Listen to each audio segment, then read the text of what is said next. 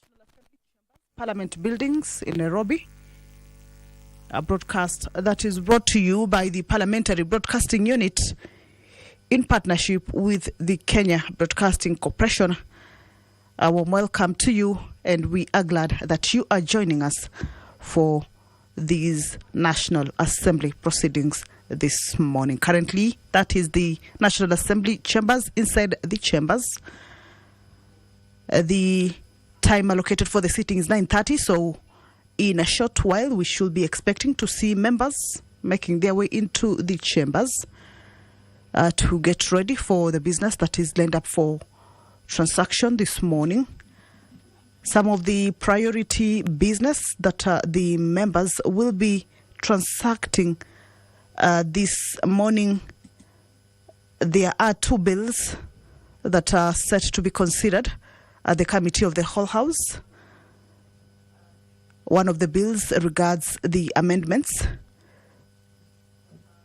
to the Land Amendment Bill. These are Senate amendments. This is a bill that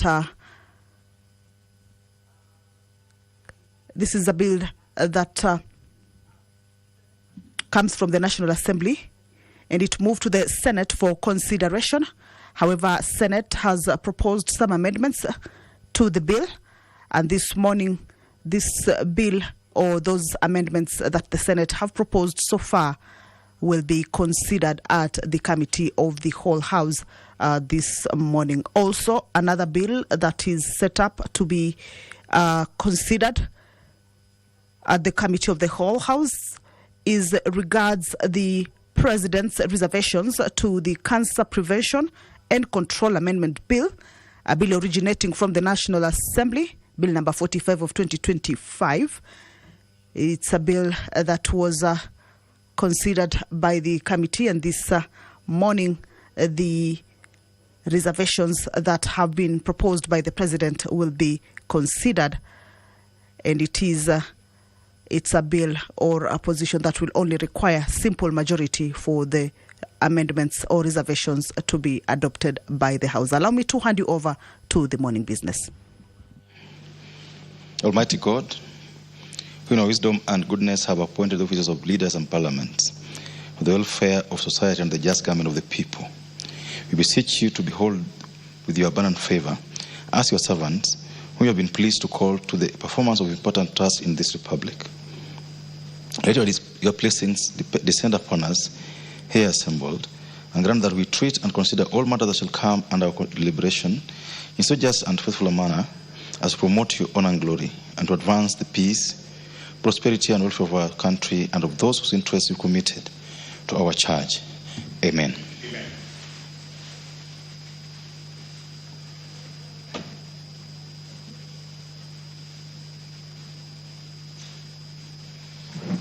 Where are members of parliament? This is crazy. How can you be free? This is. Can you reprimand them? This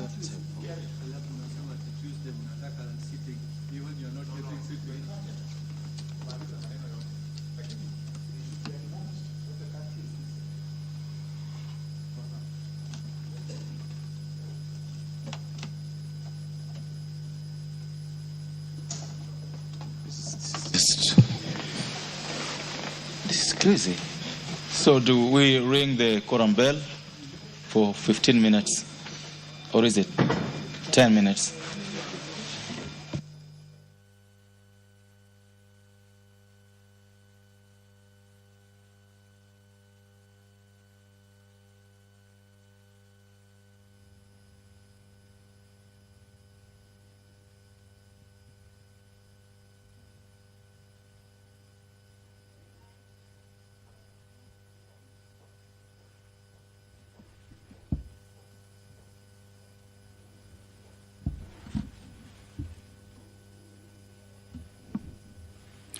Well, the prayer has been said and the chair taken.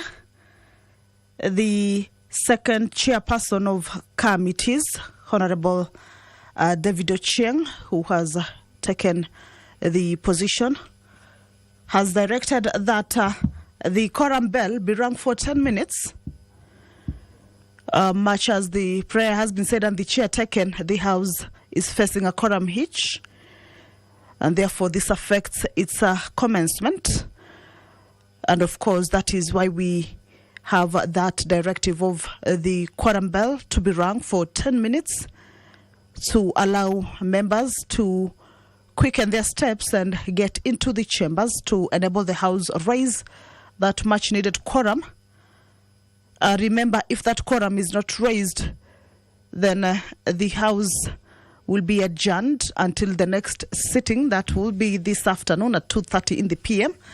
But we believe that the quorum will be raised and the House will be able to kick off its business and transact that which has been lined up for consideration in this morning sitting. So back to the business that will be transacted.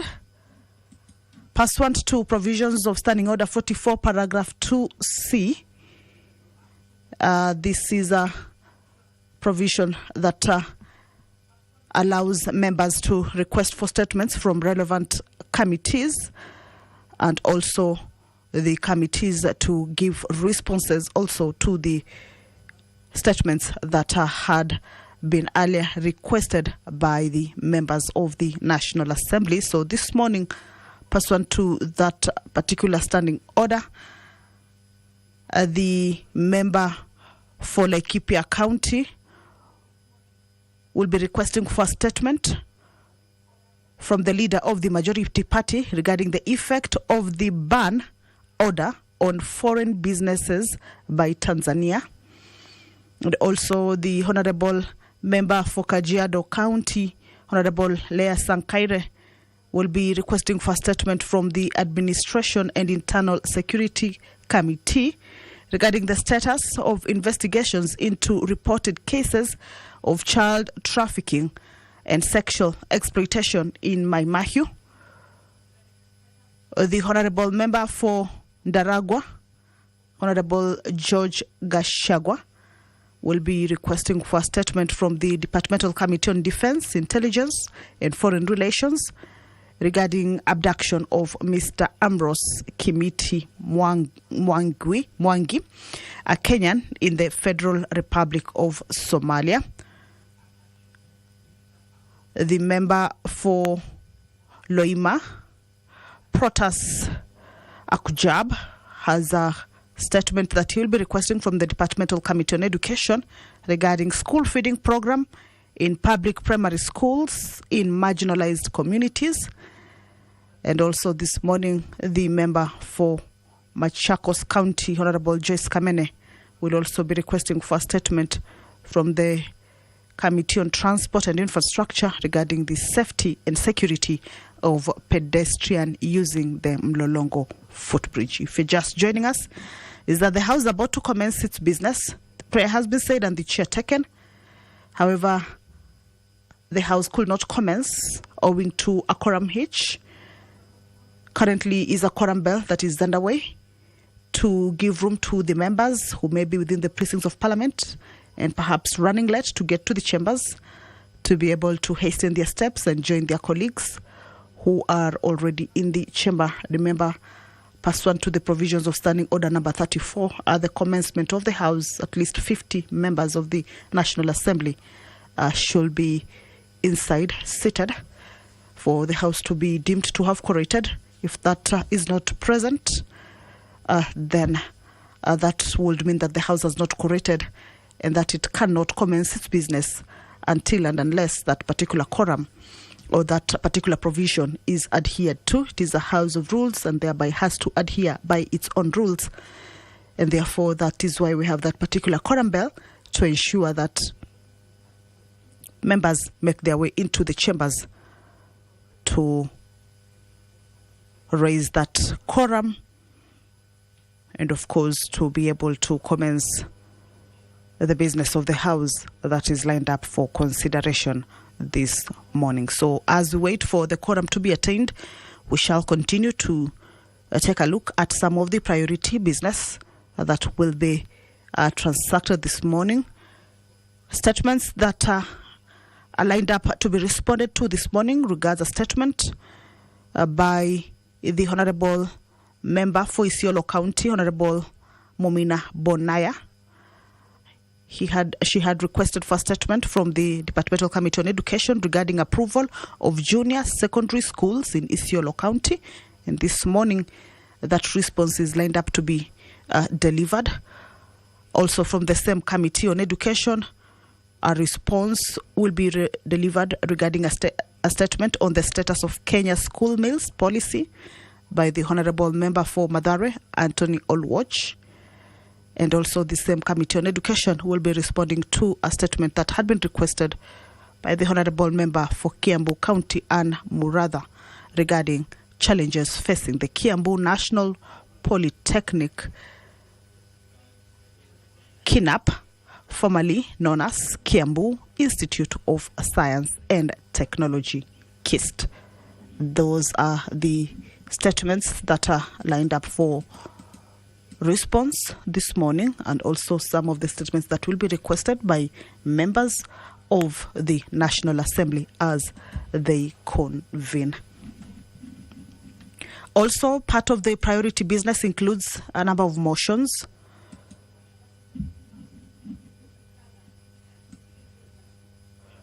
One of the motions is with regards to the expression of concern on the Middle East conflict. A motion moved by the Honorable Shakil Shabir. And in this particular motion, the House will be expressing deep concern over the dangerous escalation in hostility in the Middle East that threatens international peace and security across the Middle East and beyond. Also reaffirming that Kenya's proactive commitment to a peaceful resolution of disputes through negotiations, diplomacy, and adherence to the principles of the United Nations Charter. The House will also be urging all parties to the conflict to protect civilian lives and infrastructure in accordance with the Geneva Conventions and international humanitarian law, and to exercise maximum restraint. All right.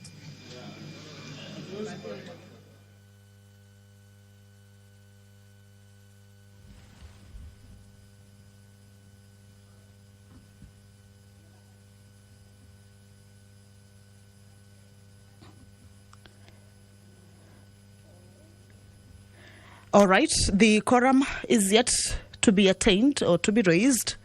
A further 5-minute quorum bell is underway. The House is yet to commence its business owing to that quorum hitch. The first 10-minute quorum bell has lapsed. The Speaker has directed a further 5 minutes. As of now, at least, we can see a substantive number of members inside the chamber, unlike when the Speaker had walked in. So we believe in a short while that quorum will be attained. However, if it fails, the House might be or may be adjourned. So as we wait for the 5-minute quorum bell also to lapse or the quorum to be raised, the motion regarding the expression of concern on the Middle East conflict is part of the business that will be considered this morning.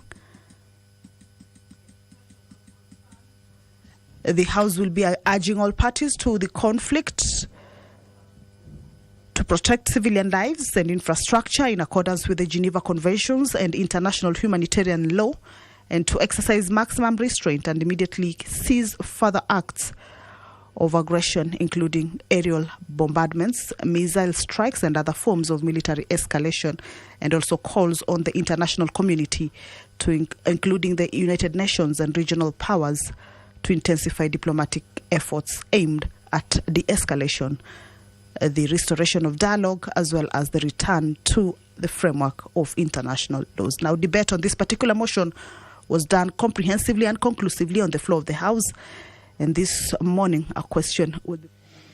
Can confirm that we are accurate. We can now stop the bell. and we can proceed the session of today.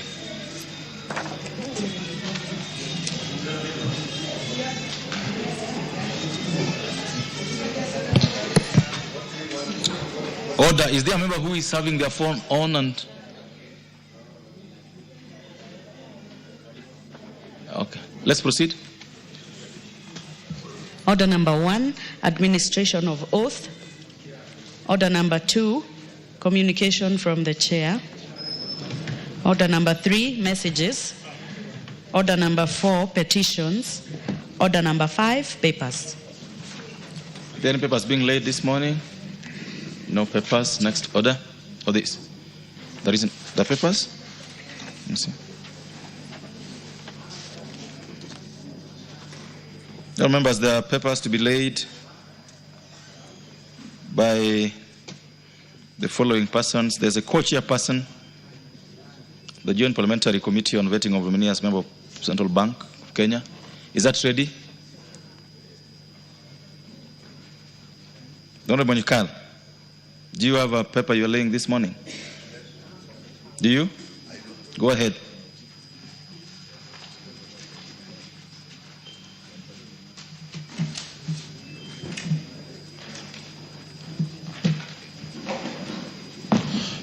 Thank you, Mr. Speaker. Honourable Speaker, I beg to lay the following paper on the table of the House today, Wednesday, 13th August 2025.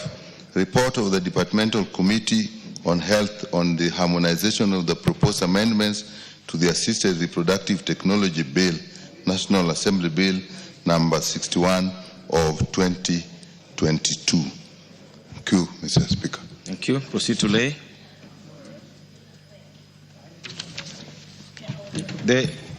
Who is the co-chairperson of the Joint Parliamentary Committee on Vetting of the Nominee for Member of Central Bank of Kenya?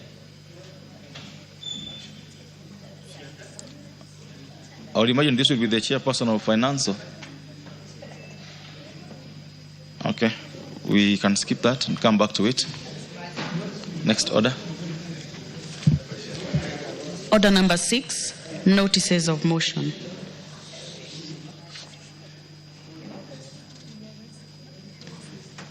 Is the chair of Finance Committee here? I think we'll also skip that and probably they're not ready.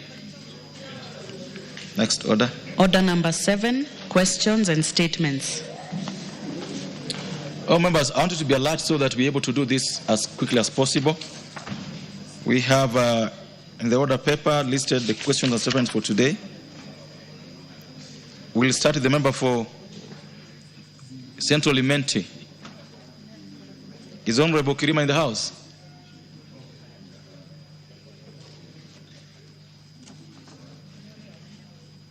It's not in today, so the question is stood over. On statements, we'll start with Honorable Gian Kagiri. Not in yet. The Honorable Sankaire.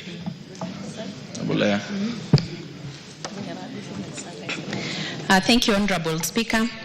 I have a request for a statement regarding the status of the investigations of reported cases of child trafficking and sexual exploitation in Maimahiu.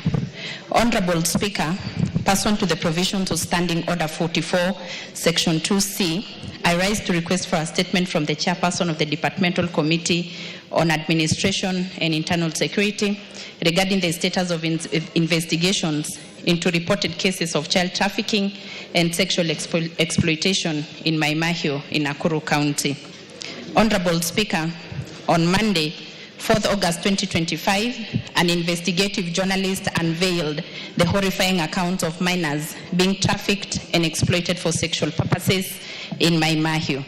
Notably, the residents in the area have in the past raised concerns to the police, urging them to take appropriate action, but no investigation and arrest have been made. Article 53 of the Constitution provides that every child has a right to be protected from all forms of exploitation, including from abuse, neglect, harmful cultural practices, all forms of violence, inhumane treatment and punishment, and hazardous or exploitive labor. Honorable Speaker, the inordinate delay in investigations and apprehension of suspects emboldens the perpetrators and exposes children to more abuse and trauma. If not urgently addressed, these inhumane acts stand to negatively affect children, particularly girls in the area.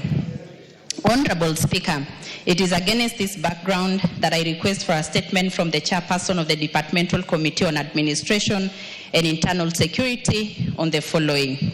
A comprehensive report on the status of investigations regarding the reported cases of child trafficking and sexual exploitation in Mai Mahiu and in Nakuru County. 2, the steps being taken by the government to ensure that perpetrators of the heinous crimes are identified, arrested, and prosecuted. Number 3, measures that the government is putting in place to dismantle the child trafficking and sexual exploitation networks in Mai Mahiu and similar hotspots across the country. Number 4, measures that the government is taking to provide immediate care, psychological support, and rehabilitation to the affected children, including provision of shelter and medical care. And 5, preventive mechanism that the government has put in place to safeguard the rights of children to protection and to protect them from all forms of exploitation. I thank you, Honorable Speaker. Thank you. Honorable members, you may be aware, as communicated yesterday, that this afternoon, the Cabinet Secretary for Interior will be in the House to respond to such. So I would rather that we hold our horses and ask those questions to him. It'll be a better thing to do than to ask follow-up questions now when the relevant minister will be in the House this afternoon. So all you need to do is to be in the House in the afternoon and raise these issues in his presence, because as you would be aware, even as we refer these matters to the relevant committee, the committee will have to summon the minister, who will be in the House this afternoon. So be in the House and raise these issues we want to raise this morning with him. I think that's better guidance. And I hope members are accordingly guided.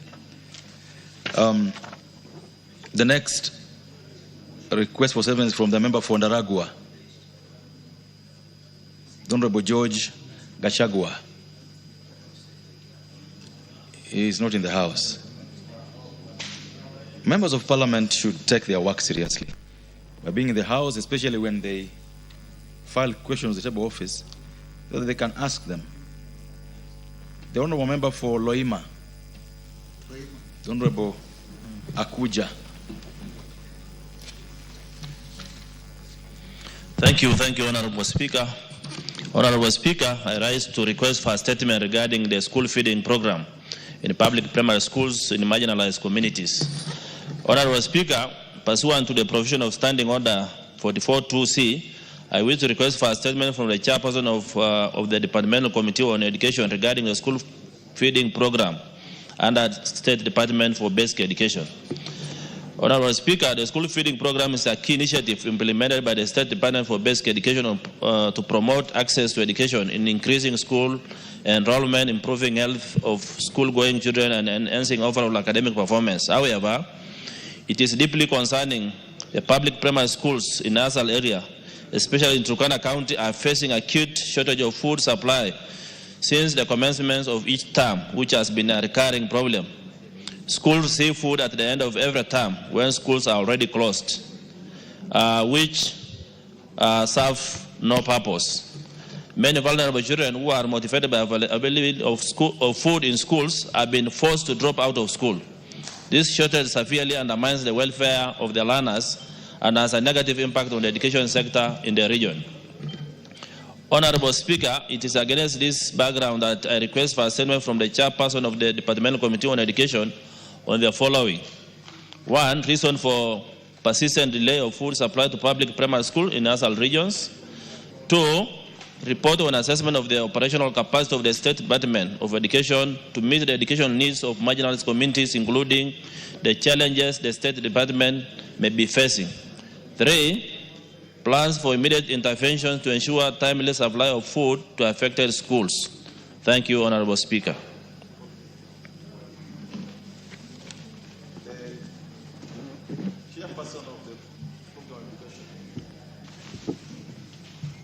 The Chairperson on Committee on Education. Education, yes, this question is directed to that committee. The Honorable Isairo, how long would you? Let's do it first week upon resumption of after recess. But did you hear the question? I'll get the statement. Yes, I had. Order. Did you hear the question? Yes. Okay. Now, on the issue of Education Committee, this was communicated yesterday by the Speaker. And this goes to all the chairs of committees. They said we have a chair of a committee and a vice chair. The idea that now committees appoint members of parliament to come and respond to questions is abominable, because the reason we appoint chairmen of committees and their vice chairs is that they have responsibilities and they are paid for those responsibilities. And so this has to go to all the chairs. The issue of keeping on delegating without authority is not a good idea for the proper working of Parliament. The Honourable Akuja. Thank you, Honourable Speaker. Honourable Speaker, I'm surprised by this particular committee, or rather the Minister of Education. I asked a question 3 weeks ago, and they gave 2 weeks as the time upon which they will be able to respond. This is the third week, and that particular response has not been brought. And this is not the first time this particular ministry is not responding to members' questions.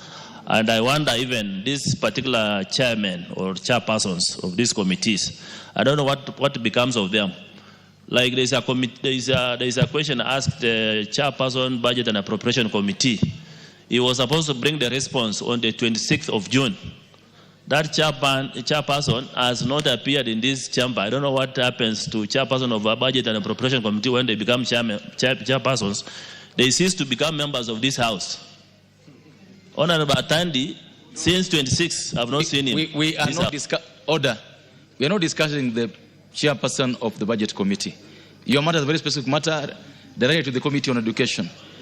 And the committee is so directed that the response to this will be filed the first week upon resumption from recess. Thank you. Now, the member for Machakos County, the Honorable Joyce Kameme, I think I saw her. Yes, go ahead and raise your statement.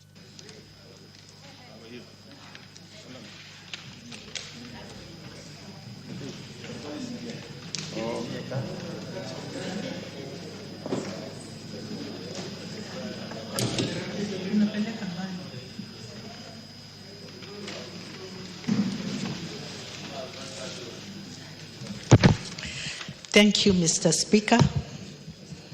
I request for a statement regarding the safety and security of pedestrians using the Mlolongo Footbridge. Honorable Speaker, pursuant to the provision of Standing Order 44-2C, I rise to request for a statement from the chairperson of the Department Committee of Roads and Transport regarding the safety and security of pedestrians using the Mlolongo Footbridge. Honorable Speaker, the main objective of the provision of pedestrian footbridges was to enhance safety for pedestrians and at the same time reduce pedestrians and traffic conflicts. However, the Mlolongo Footbridge, which was once intended to be a secure route, has deteriorated into a dangerous zone. It is now frequently used by border riders, posing a serious risk to pedestrians, particularly during peak hours in the morning and evening. In addition, the presence of hawkers has further congested the bridge, restricting free movement and creating confusion. These conditions have turned the footbridge into a hotspot of petty crimes, including the snatching of belongings by criminals on motorbikes. The residents are also concerned that persons with disability, PWDs, are the most vulnerable to these incidents as they struggle to navigate the dangerous bridge, calling for interventions to ensure their safety and security. Honorable Speaker, it is against this background that I request for a statement from the chairperson of the Department Committee of Roads and Transport on the following. Measures taken to ensure the safety and security of pedestrians, particularly persons with disability, using the Mlolongo footbridge. Number 2, steps taken to regulate and support hawkers in a manner that safeguards their livelihoods, which preserving pedestrian safety when crossing the footbridge. And the third one, the immediate steps taken to stop unauthorized use of the footbridge by motorbike riders and the initiatives made to provide alternative routes or designate space for motorbike users, thereby reducing congestion on the footbridge. Honorable Speaker, thank you.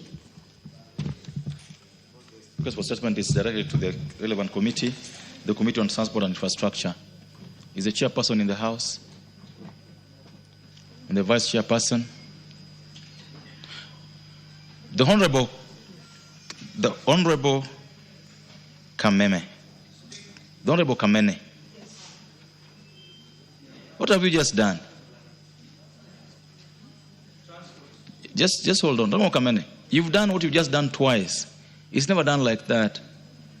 When I called your name, you crossed like that without doing the right thing. You've now just done the same thing again. It's not done like that. Now do the right thing.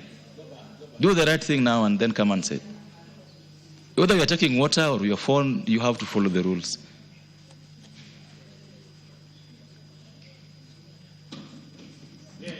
Well done. So the Honorable Dawood, are you the vice chair or the chair of the... Okay, go ahead. Thank you, Honorable Speaker. We will respond 2 weeks after the recess, after we come back. Okay. Thank you. The earlier communication I'd given still stands, that this House frowns upon chairpersons of committees who have taken responsibility and then now keep on pushing us all around because they don't want to come to the House. It's just not... Because there's no way we're going to hold the Honorable Dawood responsible, and he's not the chair of the Committee on Infrastructure. But we'll hold you to your word on this. Sawa. Thanks.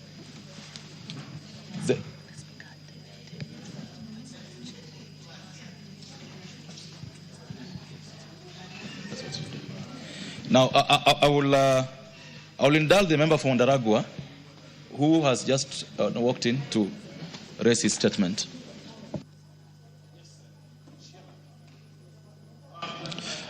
Thank you, Honorable Speaker.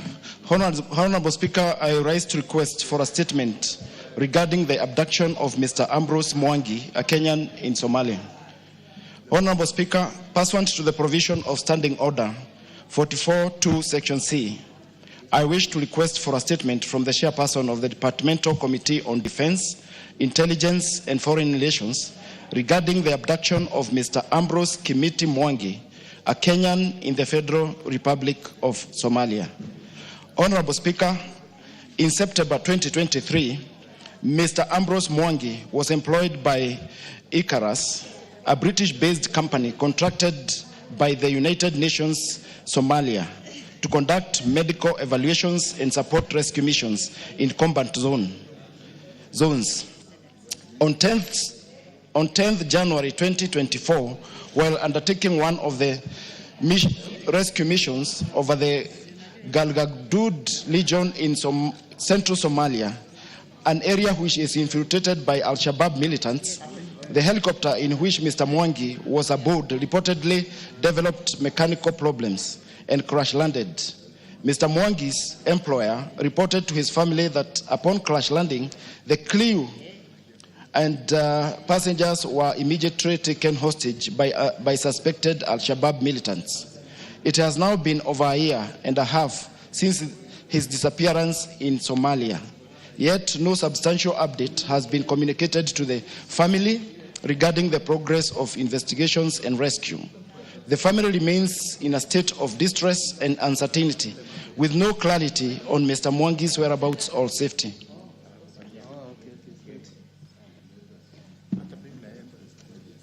The situation raises serious concern about the safety of Kenyan citizens working abroad, as well as the effectiveness of our diplomatic interventions in such situations. Honorable Speaker, it is against this background that I request for a statement from the chairperson of Departmental Committee on Defense, Intelligence and Foreign Relations on the following.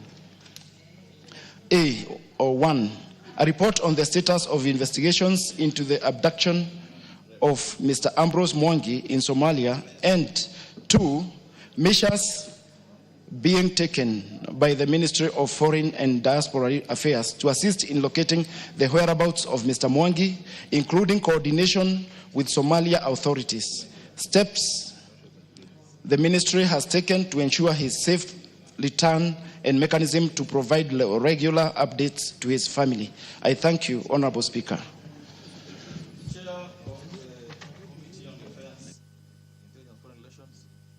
This question is, of course, committed to that committee. Where's the chair? Where's the vice chair?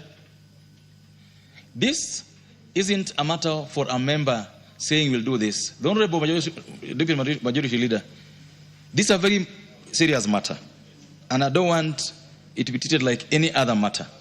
A Kenyan abducted abroad in a friendly country. This is not a matter for a member of any committee to try their hands up and say, respond. No. This is a matter that requires a serious attention. And so it's upon you, as the Deputy Majority Leader, to ensure that this is followed through, not just answered, but followed through, that this House gets to know the fate of Mr. Ambrose Kimiti Mwangi. Go ahead. Thank you, Honorable Speaker. Honorable Speaker, I've heard the member, and this is a serious matter. I think we have a right as a government to protect Kenyans both in the country and outside the country. And the abduction of a Kenyan in a friendly country is a serious matter.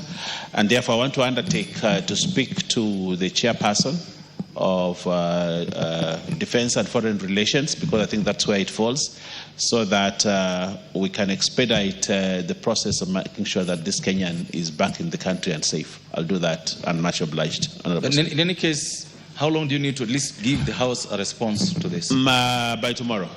Okay, great. That will be so good. Yes, by tomorrow. And we hope that you keep your word and give us thank you. A response tomorrow.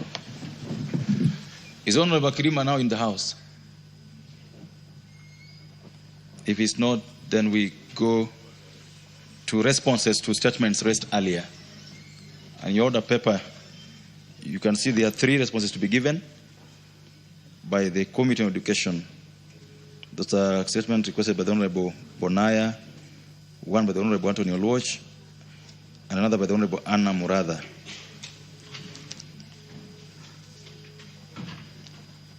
To be responded to by the Committee on Education.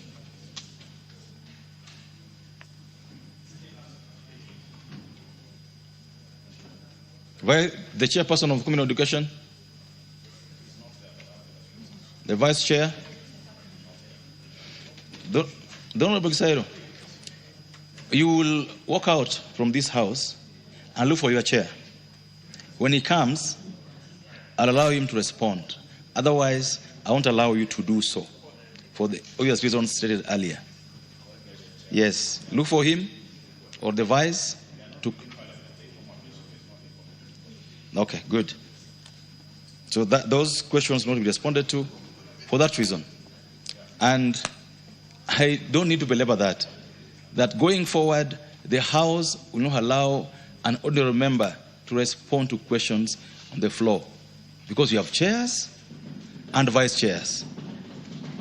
This is the order from the Speaker, and the chairs better take note and act accordingly. Next order.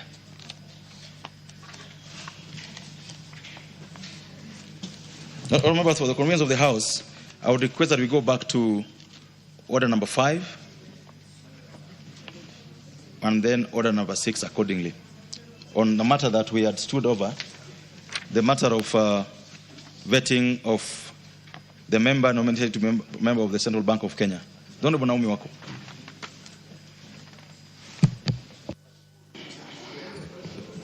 Honorable Speaker, I beg to lay the following papers on the table of the House today, Wednesday, 13th August 2025. Joint report of the National Assembly Departmental Committee on Finance and National Planning and the Senate Standing Committee on Finance and Budget on the approval hearing of a nominee for appointment as board member of the Central Bank of Kenya. Thank you, Honorable Speaker, and I lay.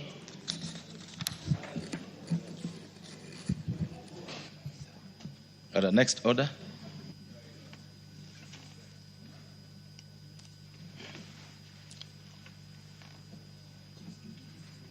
You can go ahead to give the notice of motion. Yeah. Thank you. Thank you, Honorable Speaker. I give notice of motion on co-chairperson Joint Parliamentary Committee on vetting of the nominee as a member of the board of the Central Bank of Kenya. Approval hearing of nominee for appointment as member of the board of the Central Bank. Honorable Speaker, I beg to give notice of the following motion, that taking into consideration the finding of the Joint Committee of the National Assembly Departmental Committee on Finance and National Planning and the Senate Standing Committee on Finance and Budget on the approval hearing of nominee for appointment as a board member of the Central Bank of Kenya, laid on the table of the House this morning, and pursuant to Section 11.2 of the Central Bank of Kenya Act Cap 491, this House approves the appointment of Mr. Pius Angasa as a board member of the Central Bank of Kenya. Thank you, Honorable Speaker. Thank you. The Honorable Sunkwili, what is out of order? For purposes of moving a motion, for purposes of moving a motion, giving notice of motion, is the member in order to say that this House is laid on the table of this House this morning, because tomorrow that motion will not be reading this morning. It will read the exact date. Can she read the motion the way it will always appear? The Honorable Mwamiwako, for clarity, and you know the Honorable Sunkwili is now a ranking member. Go ahead and do what is requested that you do. Honorable Speaker, I beg to give notice of the following motion, that taking into consideration the finding of the Joint Committee of the National Assembly, Departmental Committee on Finance and National Planning and the Senate Standing Committee on Finance and Budget on the approval hearing of the nominee for appointment as a board member of the Central Bank of Kenya, laid on the table of the House on Wednesday, 13th August 2025, and pursuant to Section 112 of the Central Bank of Kenya Act Cap 491, this House approves the appointment of Mr. Pius Angasa as a board member of the Central Bank of Kenya. Thank you, Honorable Speaker. Well done. Members of the conveners of the House, informed that the Honorable Kirima and the Honorable Kagiri are now in the House. We request members that when you have what is listed in the order paper, you be here on time and early, because it's only through your presence that we get quorum and we also carry out the business of the House. So the Honorable Kirima, go ahead and request your statement. Thank you, Mr. Speaker. Sir, I'm very sorry that I was caught up in a very bad jam. Thank you. My question, Mr. Speaker, sir, is that that's question number 069 of 2025, of which is that I'm asking, could the Commission, State Measures Teachers Service Commission, is taking to address the wrong-standing and employment of P1 trained teachers who have been remained and absorbed since the year 2010. Number 2, can the Commission explain why teachers who attended promotional interviews for ND teachers and deputy ND teachers positions were overlooked, despite some having served in the acting capacities for over 5 years, relegating the same teachers to regular classroom roles in the same schools? 3, can the Commission state the reason why teachers from Central Imenti constituency were overlooked, whereas junior teachers from other counties were promoted and deposited to schools there in Central Imenti? Thank you, Mr. Speaker. The chairperson of the Committee on Education. There's a question to you regarding the absorption of P1 teachers who have remained unabsorbed since 2010. I hope you heard the question. How long do you need to respond to that question? Thank you, Mr. Speaker. I think because we are heading for recess the first week when we are back, because we shall actually, this issue, we've been handling it with the committee, especially of the 45 years and above, and the several P1 teachers who actually cleared their courses from 2009 up to now, and many of them have not been absorbed. So they brought us some statement a few weeks ago regarding the member for Keses, but the figures were not adding up. So I shall combine this particular question with the other question, so that I will have a comprehensive report to the House immediately we are back from recess. Thank you. Okay. I think we leave at that and wait for the report from the... And the question is elaborate, Honorable Chair. I want you to get time to look at the order paper. It's a very elaborate question on P1 teachers, on promotions, and specifically now on teachers from Imenti Central. Honorable Kagiri. Thank you, Honorable Speaker, for being magnanimous enough to indulge us. Honorable Speaker, pursuant to provisions of Standing Order 44-2C, I wish to request for a statement regarding the effect of the ban by the government of the United Republic of Tanzania on operation of foreign businesses by non-citizens, particularly Kenyans. Honorable Speaker, I also wish to clarify that from the outset, that in accordance with the provisions of Standing Order 87, this statement is not intended to question or discuss the conduct of any individual or head of state of the Republic of Tanzania, but rather to draw the attention of this House to a matter of regional policy concern. On July 28, 2025, the United Republic of Tanzania issued the business licensing, in brackets prohibition of business activities for non-citizens, Order 2025, which seeks to prohibit specific business activities for non-citizens.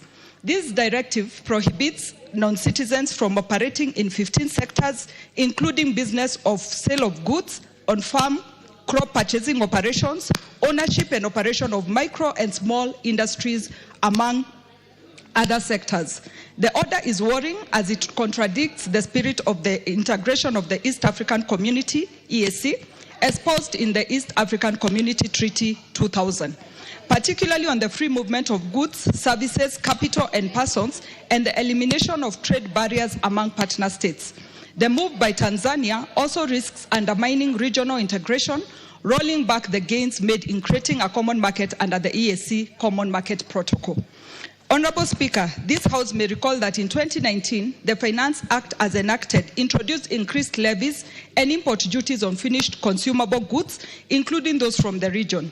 While this provision was intended to protect local industries and promote domestic consumption, it drew criticism from EAC partner states, including Tanzania, who viewed it as inconsistent with the Common Market Protocol and threatened retaliatory measures due to the impact on their exports to Kenya.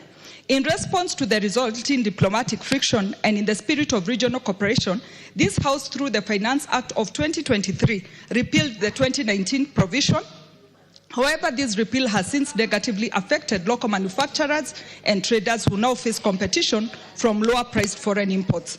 Honorable Speaker, it ought not to be lost on us that our good neighbor, the United Republic of Tanzania, which previously expressed concern over trade restrictions, has now imposed similar prohibitions on Kenya, despite the reciprocal action that this House took to repeal similar provisions when the region called on it. This raises legitimate concerns about unequal commitment to regional integration, obligations, and the need for Kenya to reevaluate its protectionism policy in light of the current developments. Honorable Speaker, considering the cross-cutting nature of this matter, I wish to seek a statement from the leader of the majority party on the following. Number one, the immediate steps taken by the Departmental Committee on Defense and Foreign Relations and the Select Committee on Regional Integration to intervene in the matter with a view to securing a reversal of the business licensing prohibition of business activities for non-citizens, Order 2025 by the Government of the United Republic of Tanzania. Number two, protectionist considerations to be made by the Departmental Committee on Finance and National Planning in re-examining the possibility of reinstating the 2019 provisions on imposition of import duties on finished consumables from the region, and similar considerations to other sectors as steel and cement in light of the recent developments by the United Republic of Tanzania. Number three, a report on the steps taken by the Departmental Committee on Trade, Industry and Cooperatives and the Select Committee on Regional Integration in engaging the Cabinet Secretaries for Ministry of Investments and Trade and Industry and the Ministry of East African Community, EAC, the ASALs and the regional development on the measures being taken by the government to address the policy by Tanzania and its impact on the Kenyan traders. Thank you, Honorable Speaker. Leader, this is directed to you. Honorable Baya, and taking into account that this is an election year in Tanzania. Thank you very much, Honorable Speaker. I think this is also a first in this Parliament where a statement is sought directly from the leader of majority instead of the committees in charge. But notwithstanding, Honorable Speaker, I think one of the things that I must say is the relationship between Kenya and Tanzania are still very stable, and we still share that cordial relation as a brother-to-brother country, and we will continue to do that despite some of these things that are coming from our sister country. Honorable Speaker, I undertake that we will be responding to that statement when we resume after recess, Honorable Speaker. And in view of that statement, we look forward to actually strengthening the relationship between Kenya and Tanzania going forward. And we also wish the Tanzanians well as they move into, to go to the general elections that they have, and wish that that government still remains stable, still remains more accommodative, because we are children of Jumuiya, the East African community, and we want to stick there, and we want Tanzania to be there, and we want every East African community member to continue to be there with those protocols that we have established over the many years. I thank you, Honorable Speaker. Thank you, Honorable Baya. This is a very elaborate question, Honorable Baya. Yes. It's a very elaborate question. Yes. If you listen to Honorable Kagiri, yes, it cuts across 4 departmental committees, 4. Yes, yes, so yes. we hope that even the response, yes, will be as comprehensive and deliberate. No, we will engage all the ministers involved. We'll engage all the ministers, and especially the minister in charge of East African Affairs. We will and Foreign Affairs, and all those, we will put them together, and Minister of Trade also, and Investment, so that we have an elaborate question. Probably from that, this question, we may move to policy. And ask our East African Legislative Assembly actually to look at all these matters and push a policy so that we don't have this kind of matter going forward. I thank you. Thank you. Honourable members, I'm told that the chairperson for the Committee on Education has flown back from Homa Bay and is now in the House. Because we were told that the chairman of the Committee on Education was in Homa Bay, and I'm told he's now here. And I would allow him to respond to the questions by the Honorable Mumina Bonaya.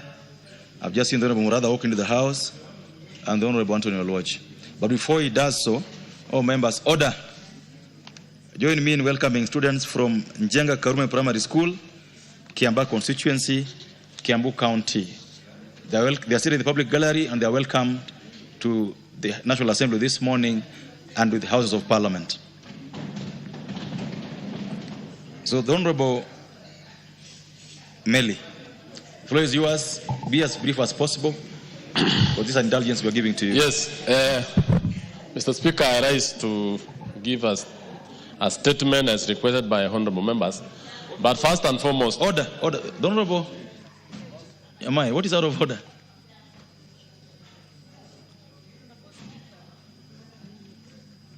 The next one. Okay, thank you. Thank you, Honorable Speaker. Honorable Speaker, I just realized that the Honorable Major Bashir is back to the House. I do not know whether he has finished his punishment. Remember, he was asked to withdraw something that he had said in the House, and he refused to withdraw. I do not know whether the punishment that he was given by the Speaker, whether he has finished, because I think it was a very long punishment. And I can see him very happy seated on his seat. Thank you. So, Thank Mr. you. Speaker, I think he has not finished. Thank you. The Honorable Bashir.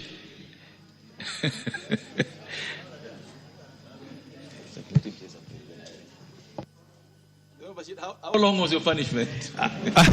Honorable Speaker, my punishment was actually for that particular session. The Speaker actually said that you will be out of the Parliament for the remainder of the session. So that was that particular session. Not for the whole session of Parliament, but for that particular day.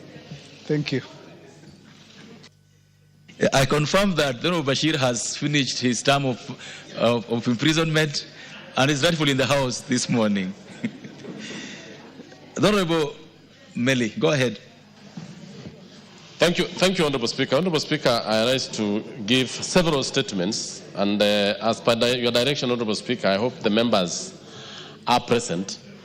But Member for Isiolo, I will start with yours because I have several statements, requests for statements from Member for Isiolo. I also have a request for statement from the member for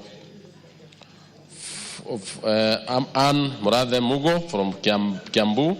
I also have a request for statement from Antonio Lwach and Tindi Mwale. Honorable Speaker, as a Committee of Education and as a ranking member, we had agreed, and I know I can't go against your direction, that in the spirit of running the committee as one, and in the, we always discuss these issues with the concerned State Department, and the members who are within the discussion would be able to present on the plenary. Order. So, Honorable Speaker, Order. Yes, thank you. The Honorable Meli. Yes. Yesterday, and I will say, with all respect, I want to say this from the chair. That when the Speaker made a ruling yesterday, I took it upon myself. I personally called you and told you on the Speaker's ruling yesterday as your friend. I did that yesterday. Now, there is nowhere, and I've said that this morning, where we'll allow chairpersons to start having their own kangaroo agreements with their members to shirk their responsibilities. And so that agreement that you've had with them is thereby quashed, and it should never be heard about in the floor of the House. Honorable Speaker, the Honorable Member for Isiolo, Honorable Mumina Bonaya, had requested a statement, and the report is as follows. All the 18 schools have been approved to be junior schools. In fact, 12 of the 18 schools have already received capitation. The registration of names and provision of bank details. The table below provides details regarding each of the schools. Honorable Mumina was asking the status of registering schools into junior schools. And the schools are as follows. Yagasadi in Isiolo, the name is code is AQYG. All that received capitation in second term. Abagase also received capitation. All the way to number 6, Mercy School, they received capitation in second term. And the last school, Dololo Dakie in Isiolo, also received capitation in second term. So all the schools had requested by Honorable Member for Isiolo have actually been registered as junior schools and had received capitation, and they have been indicated. I wish also, we wish also to indicate that the construction of grade 9 classrooms, the county has equitably done in the context of available resources, driven by the need to promote access, especially in the marginalized areas. In Isiolo County, for example, 82 classrooms have been constructed and completed. Thank you, Honorable Speaker. Yes. That is for the member for Isiolo. And then I have also for Honorable Abdul Haro, who is our member of Education Committee. Yes. Kiambu County. Member for Kiambu County. Thank you. Mumina, allow him to finish this, then we can take all of them together. Yes. There is a statement. Yes, let me respond to the one for Kiambu County. Yes. A request for a statement regarding challenges facing the Kiambu National Polytechnic sought by the Honorable Anne Morade Mugo, MP. Honorable Speaker, the State Department responded as follows. A report on the steps being taken to recruit at least 400 additional trainers for the Polytechnic ahead of the September 2025 intake. The National Assembly has allocated a total of Kenya shillings 2 million for the recruitment of additional TVET trainers across the country in the current financial year 25-26. The recruitment proposal for the current financial year 25-26 targets a total of 5,500 trainers. Currently, the institution has 163 trainers employed by the Public Service Commission and 138 by the Board of Governors. The institution will benefit from the additional allocation of trainers in proportion with the institutions across the country. This will be done once the projected recruitment has been undertaken. Section 2, response for the delays in disbursement of capitation and measures put in place to expedite the exercise of help loans and scholarships to students in the polytechnics. Honorable Speaker, the main reason for the occasional delays in disbursement of capitation to TVETs is occasioned by the delay in the release of exchequer by the Treasury. For instance, exchequer requisition for capitation for financial 24-25 were made and released as follows. So this is actually what the State Department is saying, that capitations, exchequer releases are the main issues. One, capitation, they released amount 1,102,194. The date of requisition was 6/9/2024, but they got the money on 16th of September 2024. The remaining capitation of 3 billion, they made the requisition on 23rd December 2024, but they got the money on February 2025. So the delays is not actually the issue of State Department.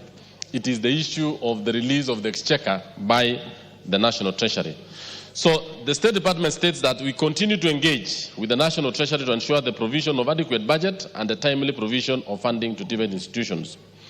We also wish to inform the August House that capitation scholarships and loans for TVET trainers have been underfunded for the extent of 19 billion in the financial year 24-25, comprising deficits of 12.5 billion for the scholarships and 2.96 billion for capitation and 3.84 for loans.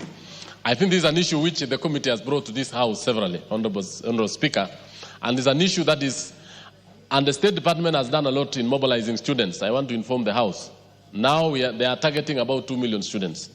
To have 2 million students in our TVET institutions will actually get many of our young men and women out of the streets and out of the local centers. What we need to have is actually money for these students, scholarships and loans. And I think this House, it will be good that we actually budget not less than 40 billion for the TVET institutions. The other one is the third part of the question was progress made in implementing the 1,240 student accommodation units under the housing program to ensure availability of adequate accommodation in the institution.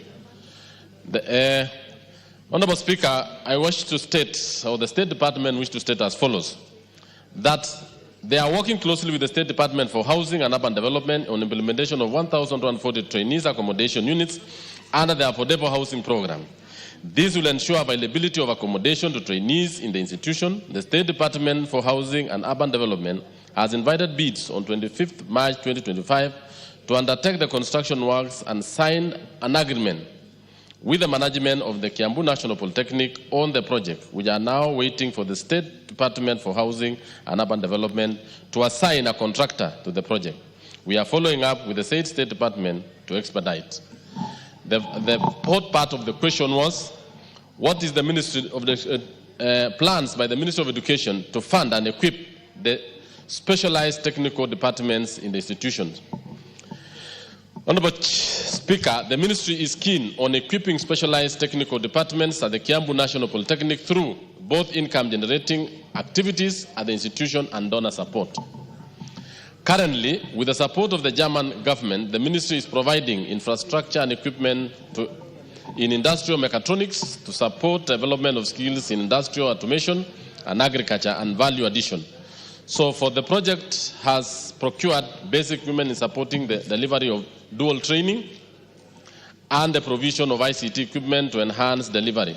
The second batch of equipment on the heavy training equipment are at the evaluation stage of the procurement. The Ministry will progressively equip specialized workshops and departments based on the skills requirement of the industry. So that is the funding part and how we are doing to have specialized aspects. And I think they have the EINE, or what they are calling the money they are generating internally, and the donor support, what we call the GTZ, which is doing a lot more in 5 national polytechnics.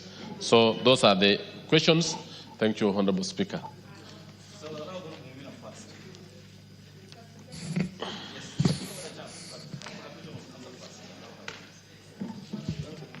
Thank you, Honorable Speaker.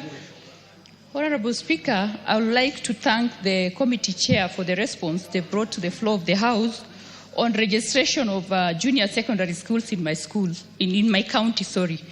But Honorable Speaker, the reason why it took my intervention to have this school registered it has everything to do with how the ministry is misusing NEMIS to deny funding to the schools and delay registrations of our schools. In my county, I have so many schools where, while the schools register students on NEMIS, on this end, their details are removed. And the funding that they send to those schools are less than what is required and the number of students that they are keeping in those schools. Similarly, they are using NEMIS to deliberately delay registrations of schools because they don't want to send resources to these schools.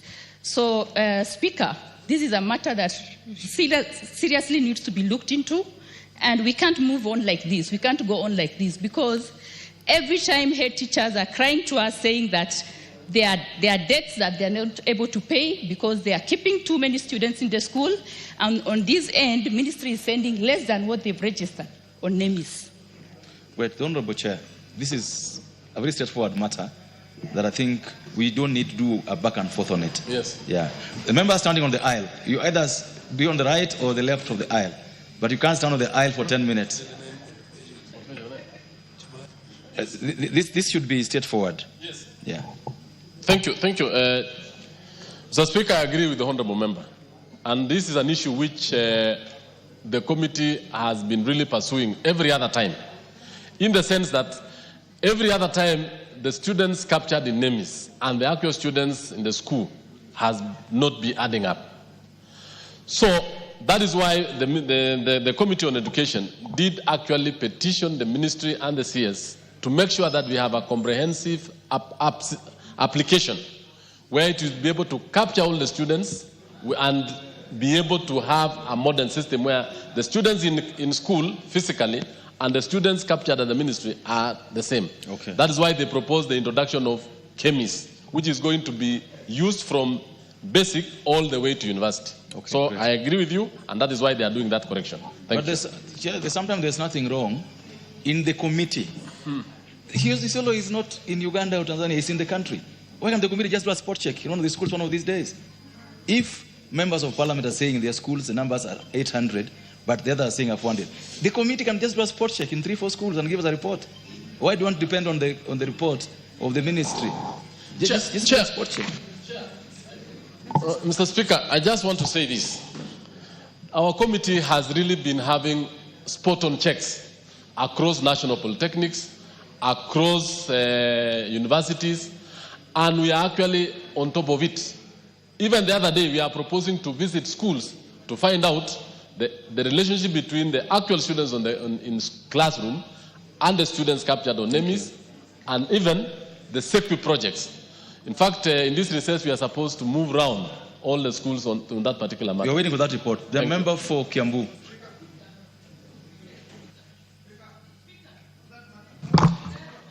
Honorable Speaker, I just needed a clarification. Okay.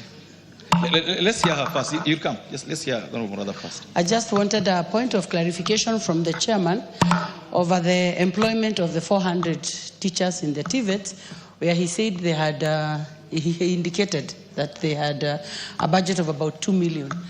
And I'm wondering whether it is 2 million or 2 billion for the 400 teachers in the TVET.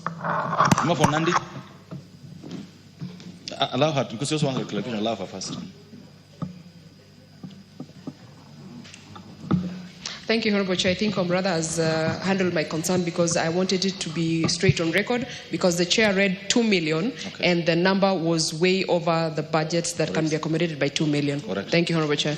Correct. The member for Isiolo. Just hold your horses. Thank you.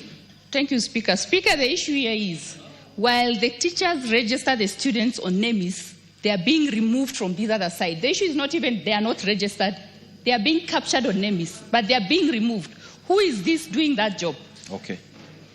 Understood. Honorable Dawood, I would like, Honorable Chair, take down all these concerns, whether you can handle them once. Chair, thank you, Mr. Speaker.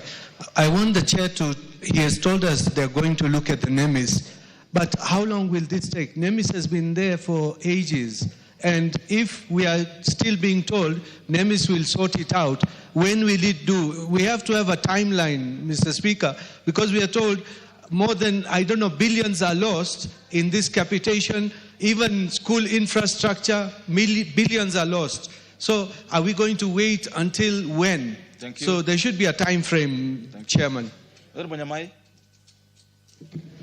Thank you very much, Chair.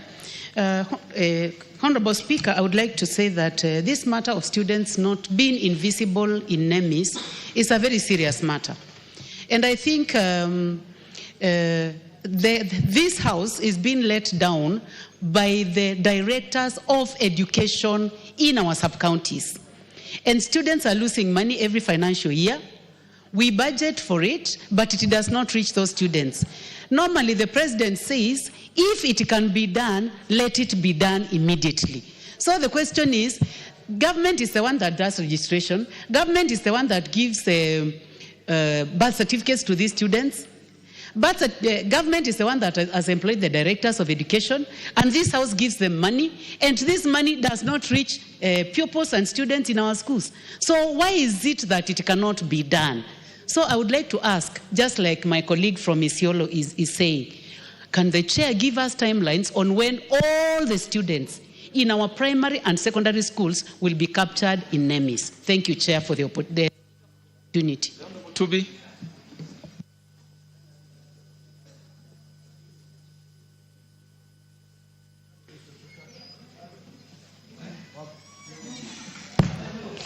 Okay.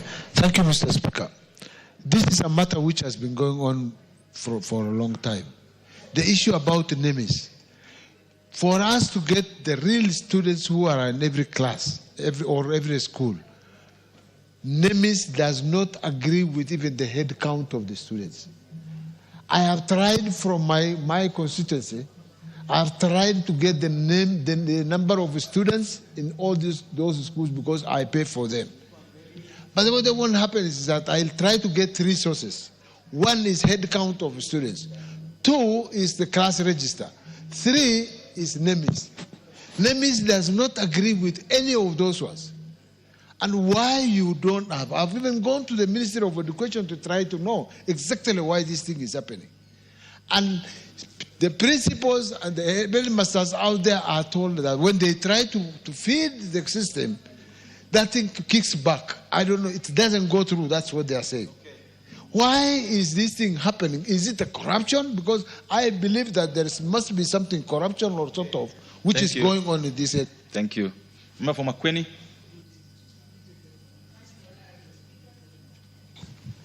Thank you, Honorable Speaker, for giving me this opportunity. Actually, the issue that is being discussed on this floor is a very thorny issue.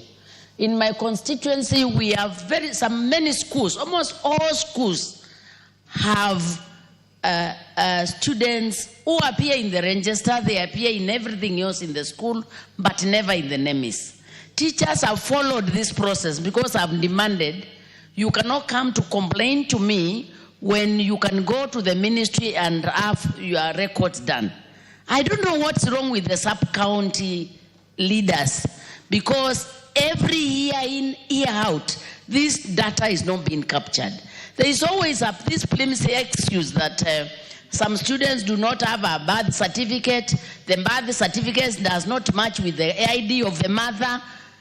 I mean, as a government, how can we not sort such petty issues? Thank you. And why have we employed people? Thank you. Then, Honorable Speaker, we need to have a balance sheet. If the money does not go to the school, where does it go? All these years. Can we have the Education Committee give us a clear balance sheet? If last year it did not go to the school, where is the money? Because money cannot disappear in a system. Thank you. Because this is very, very wanting. Thank you, Honorable Speaker. Honorable Kiara.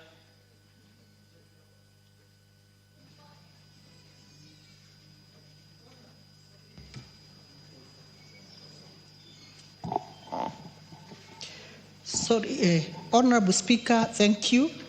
Honorable Speaker, I want to join my colleagues in the concern of this matter of EMIS and what is happening in this republic.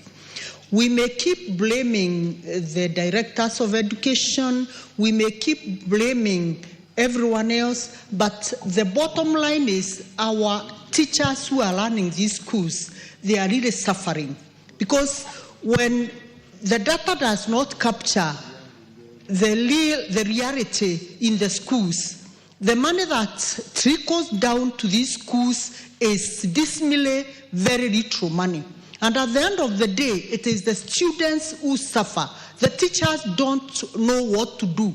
So, Honorable Speaker, I want to say, let the Education Committee be head on with the Ministry of Education so that we know what exactly happens at the ministry headquarters before we really blame on the education or the sub-county level, because the buck stops in the office of the person who is responsible of overseeing the Ministry of Education. Thank you. We stop apportioning blame. Thank you, Honorable Speaker. And lastly, the Honorable Larry Kosgei on this.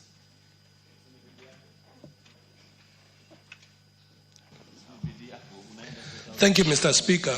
If every member had an opportunity to contribute, the story will be the same across the country. And Mr. Speaker, technology is meant to help and to solve complex issues. Which is this technology that derails that function, Mr. Speaker?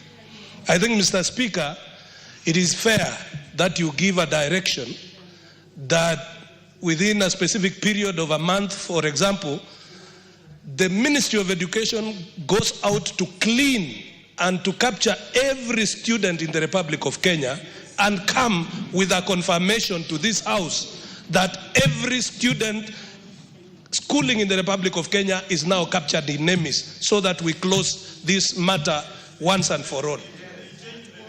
The Honorable Ngurus.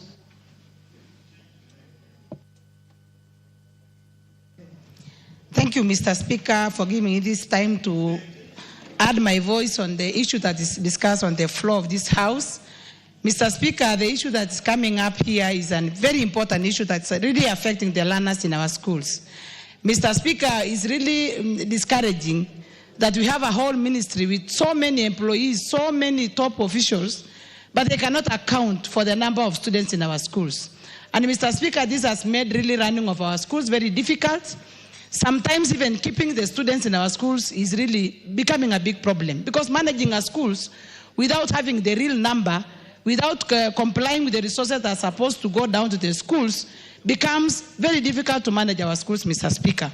And this has really affected the learning, because sometimes even taking care of the students without having the right resources, because of the number that's being submitted by the ministry, is really a shocking story to this country. So, Mr. Speaker, we want to task the Ministry of Education that the number of the students should always tally with the number that is in the NEMIS, because that will reflect on how much resources will go down to the schools. Another problem, Mr. Speaker, is that if the system is really not working and it's not adding up, why don't we have a parallel manual program that the ministry can capture the number of students per school, such that at a certain point they can be able to compare the number in the NEMIS and also have a manual register which can capture all the students in a school. Because you can imagine, you can have 1,000 students in a school, but in the NEMIS you can have less than 300. So who will account for the number that's missing? So, Mr. Speaker, something needs to be done. Thank you. And the Ministry of Education should be up to the task. The Chair of Education Committee. Thank you, Honorable Speaker. Honorable Speaker, I agree with the sentiments of the members, and I want to give a brief, just short story, and I want to say my former chair education, before the introduction of NEMIS, they were using, Honorable Sabina Chege is here, before the introduction of NEMIS, they were using leaflets and papers from schools to ascertain the number of students in those schools. After our visit to the US, and we saw the US charter schools, that is when NEMIS was introduced. And we realized that there was a complete mismatch between the list brought by the principal to the Ministry of Education and the actual students on the ground, because they were just adding it up. But now with the introduction of NEMIS, other issues have arisen.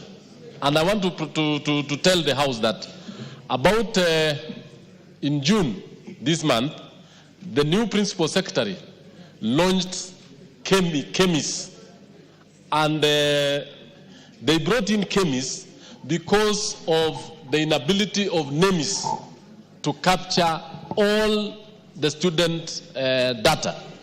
So I want to say this, Honorable Speaker, that what I've read here and what the committee has tasked the ministry to do is to ensure that KEMIS is functional and running before the end of September. And then two, the issues of money not remitted to schools is actually what this House has been telling the minister, the committee has been telling the minister, and we are putting him to task every time.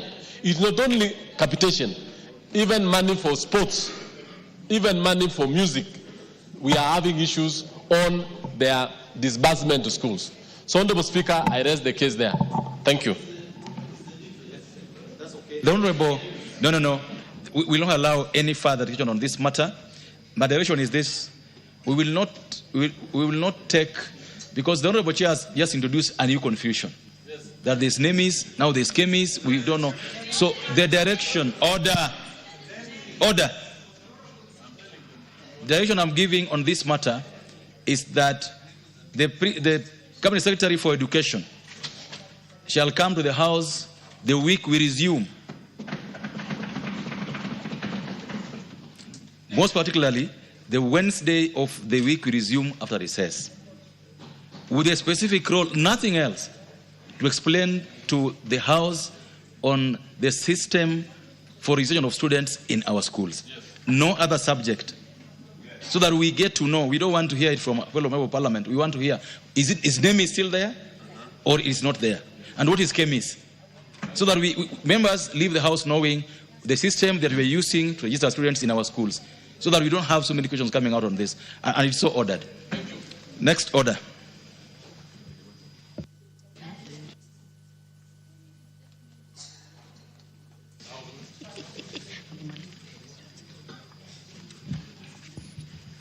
Order number 8, the Breastfeeding Mothers Bill, National Assembly Bill number 8 of 2024, second reading. Question to be put.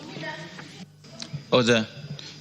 Now, honourable members, debate on this motion, or this bill was completed last week, and I now put the question. Order.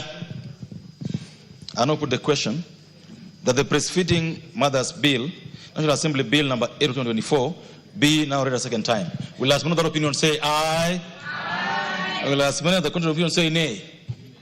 The ayes have it. A bill for an act of parliament to make provision for breastfeeding mothers, to provide for employers' obligations to add breastfeeding working mothers in the workplace, to provide for baby changing facilities for use by the public and for connected purposes. Next order. Order number 9, the County Government's Amendment Bill, Senate Bill number 25 of 2023, second reading. Question to be put. Members, debate on this bill also completed, and I now put the question. Order. I now put the question that the County Government's Amendment Bill, Senate Bill number 25 of 2023, be now read a second time. Will as many of that opinion say aye? Aye. Will as many of the contrary opinion say nay? The ayes have it.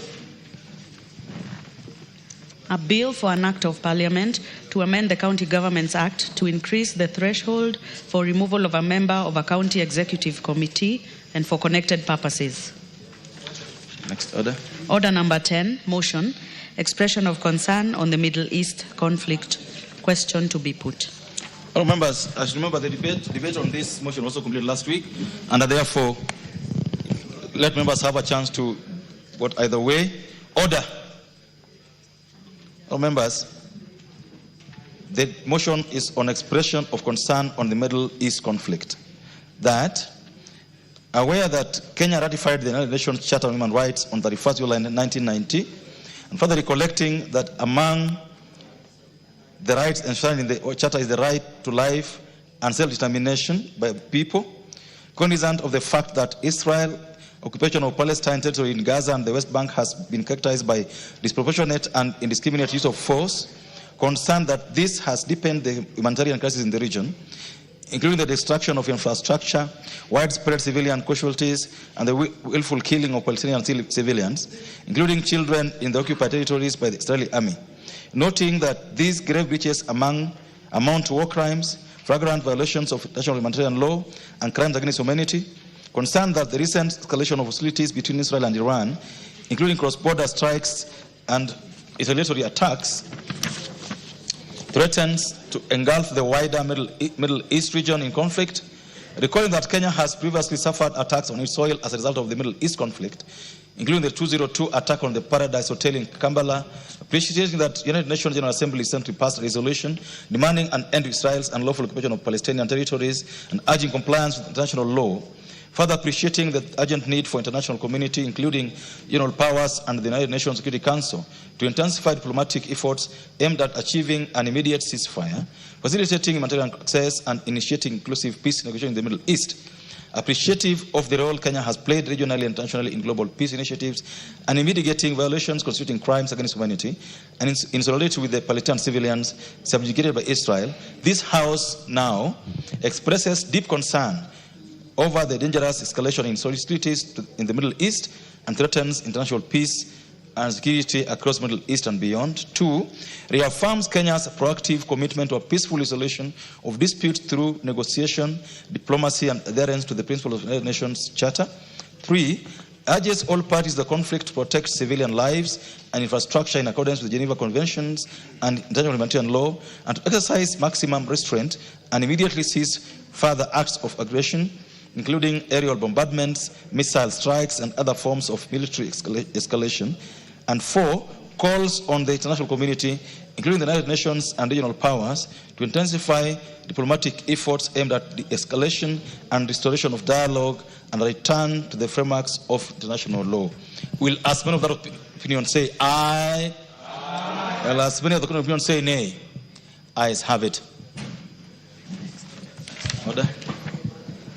Order number 11, motion, consideration of Senate amendment to the Land Amendment Bill, National Assembly Bill number 40 of 2022. Question to be put. All members, order. Order. All members, we're in business of the House, so you'll have to be orderly. Debate on this bill, of this motion, was also completed last week, and therefore proceed to put the question that the Senate amendment to the Land Amendment Bill, National Assembly Bill number 40 of 2022, be now considered. Will as many other opinions say aye? Aye. Will as many other opinions say nay? Ayes have it. Well, members, before we proceed with the next order, join me in welcoming students from the following schools seated in the public gallery: Ramu Girls Secondary School, Mandera North; Ramu Day Secondary School, Mandera North; Takaba Boys Secondary School, Mandera West; Sheikh Ali High School, Mandera North; Kandolo Comprehensive School, Kilome, Makueni; and Ngutu Primary School, Tigania East, Meru County. The students are in the public gallery and they are welcomed for our proceedings this morning under the House of Parliament. The Honorable Bashir, and you do the honors for all the schools. Thank you, Honorable Speaker. I want to take this opportunity to welcome all the schools that have visited the National Assembly this morning, and I want to urge them that it is a place of honor and you will learn a lot. In particular, I want to send my facilitation to Sheikh Ali High School, Ramu Girls, Ramu Day, and my neighboring school of Takaba. And I ask them that join us in seeing what Parliament and parliamentarians can do. And I'm sure that as you grow up, you'll be able to take up some of the roles that we do here currently. And I'm sure you came back from the music festivals and you did very well, and congratulations at the same time. So you are most welcome to the National Assembly and within the Precincts of Parliament. Enjoy your time. Welcome all of you. All members, as you are aware, the students are here to visit us. It's not a business of the House, and they are all welcome for our proceedings. Next order. Honorable Shubi, what is out of order?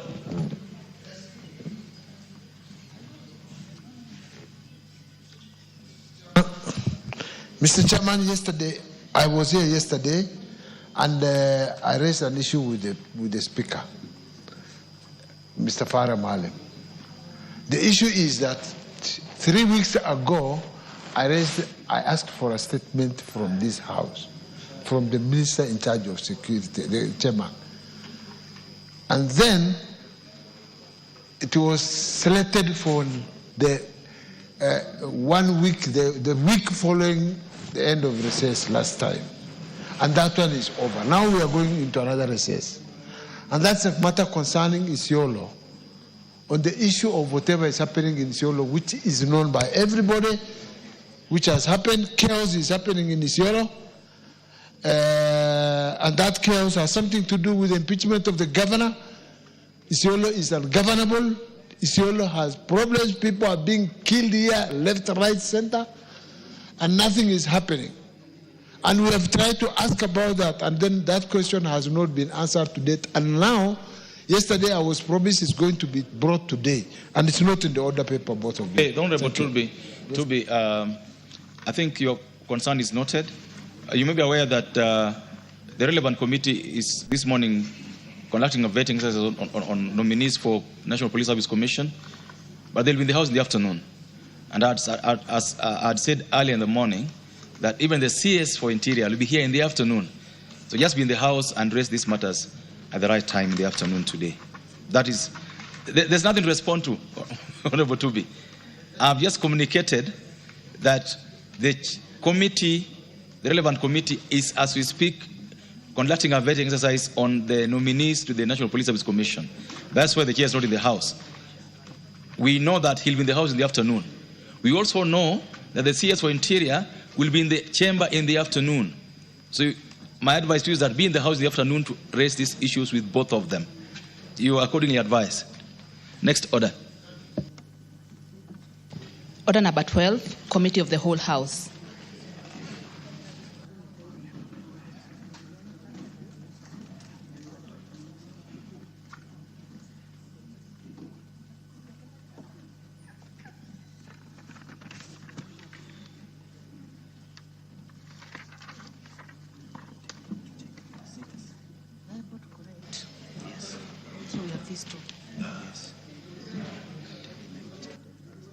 Honorable members, please, those who wish to participate in the Committee of the Whole House, please take your seats.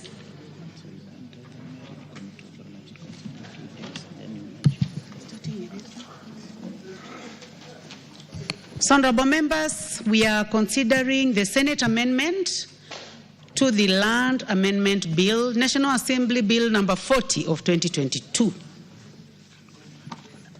By the Honorable Kingara. Kingara, you are in the House. I can see you are seated in your place.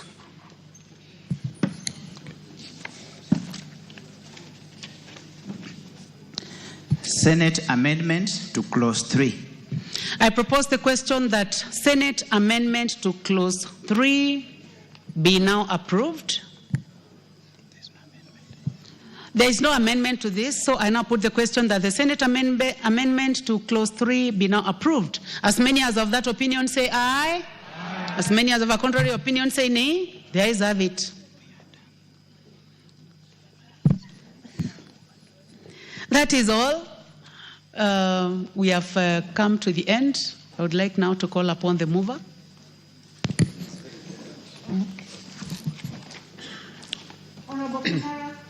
Honorable Chair, I beg to move that the committee do report to the House its consideration of the Senate amendment to the Land Amendment Bill, National Assembly Bill number 40 of 2022, and its approval thereafter without amendment. Honorable members, I now put the question, which is that the committee do report to the House its consideration of the Senate amendment to the Land Amendment Bill, National Assembly Bill number 40 of 2022, and its approval thereof without amendments. As many as of that opinion say aye. As many as of a contrary opinion say nay. The ayes have it. Honorable members, we are going now to consider the second bill, consideration of the President's reservation to the Cancer Prevention and Control Amendment Bill, National Assembly Bill number 45 of 2022. This bill is by the Honorable Rahim Dawood. I can see you are seated in the House. Let's proceed. President's reservations to clause 2. I propose the question that the President's reservation to clause 2 be now approved. Chair? Chair Health, the Honorable Dr. Nikal. Honorable Chairperson, I beg to move that clause 2 of the bill be deleted as proposed by His Excellency the President. Chairperson, clause 2 of the bill is proposed. It proposed to introduce the definition of the terms e-health and telemedicine to the Principal Act. The two terms are already defined in the Digital Health Act, and therefore the bill may cross-reference to the terms as defined in the Digital Health, and that is the rationale for that deletion from the President. Thank you. Let me first of all propose the question, then we can go to debate. I propose the question that clause 2 be deleted as recommended by His Excellency the President. Honorable Dawood. Thank you, Madam Chair. Madam Chair, this bill of mine is of 2022, and what the President is talking about, the Digital Health Act, is for 2024 or 2025, and we passed this bill on 15th of April 2024. So I do not see the rationale of deleting my clauses. A bill which has taken more than 2 years to come to fruition, and it's just being now thrown to the dogs. So I think Article 115 has not been used properly, and the Majority Leader should take the concerns of this House, because there is no point of members of Parliament working on bills and then they are just being thrown out on actions which should not have been there, because my bill was passed before the digital bill.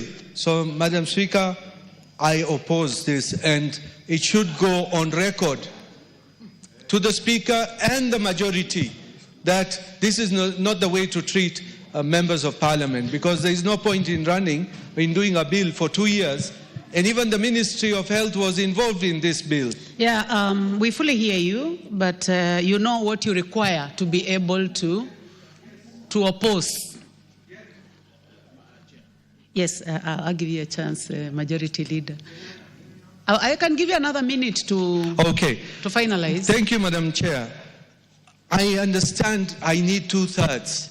And that is why I'm saying there is mischief was done in the Constitution with Article 115 and even Article 223, which is being misused currently. So, Madam Speaker, until we get to change those articles, I know my hands are tied by the Speaker's memorandum. Thank you, Madam Speaker. Yes, and you know, to change the Constitution, you also, it's a long process through a referendum.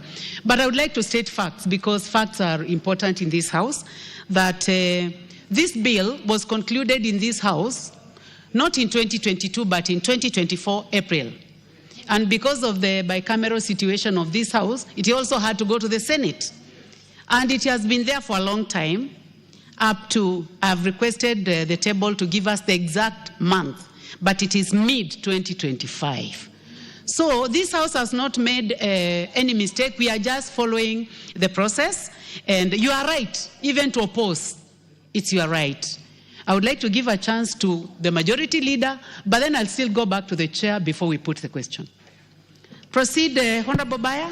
Thank you very much, Honorable Speaker. Honorable Speaker, that is what democracy is about, Honorable Dawood. That you have a constitution which you have to abide by. I also had my bill here in the same floor of the House. It went for assent.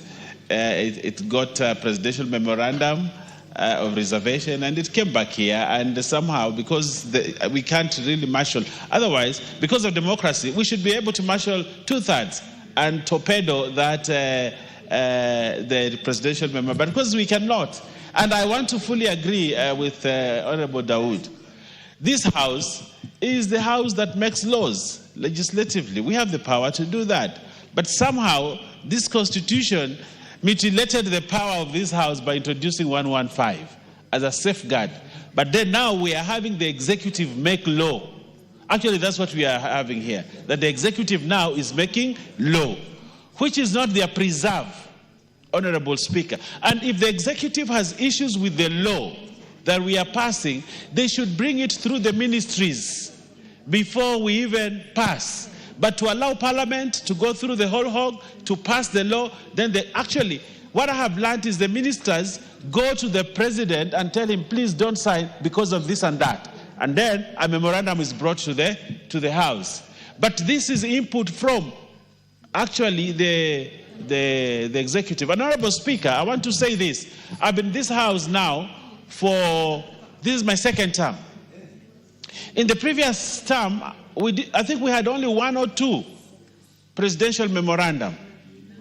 Meaning, therefore, the cabinet members and ministers were working very well with Parliament to ensure we pass the right law. But now, what we're having now in the executive is lazy members who do not make input until they realize a law has been passed, then they run and block assent. Honorable Speaker, this is bad manners. And I want to tell the executive, please participate fully when the law is here. The law allows us to do public participation, to consult with ministries. They should come on board during that time so that at that moment we do not get an opportunity where the president sends a memorandum. Right now, I think we have the memorandum that was for my bill. There's a memorandum that is for your bill. There's a memorandum for the member for Lamu East. And I think there's also another one. We are having a lot of memorandums coming in. This shows there's a problem.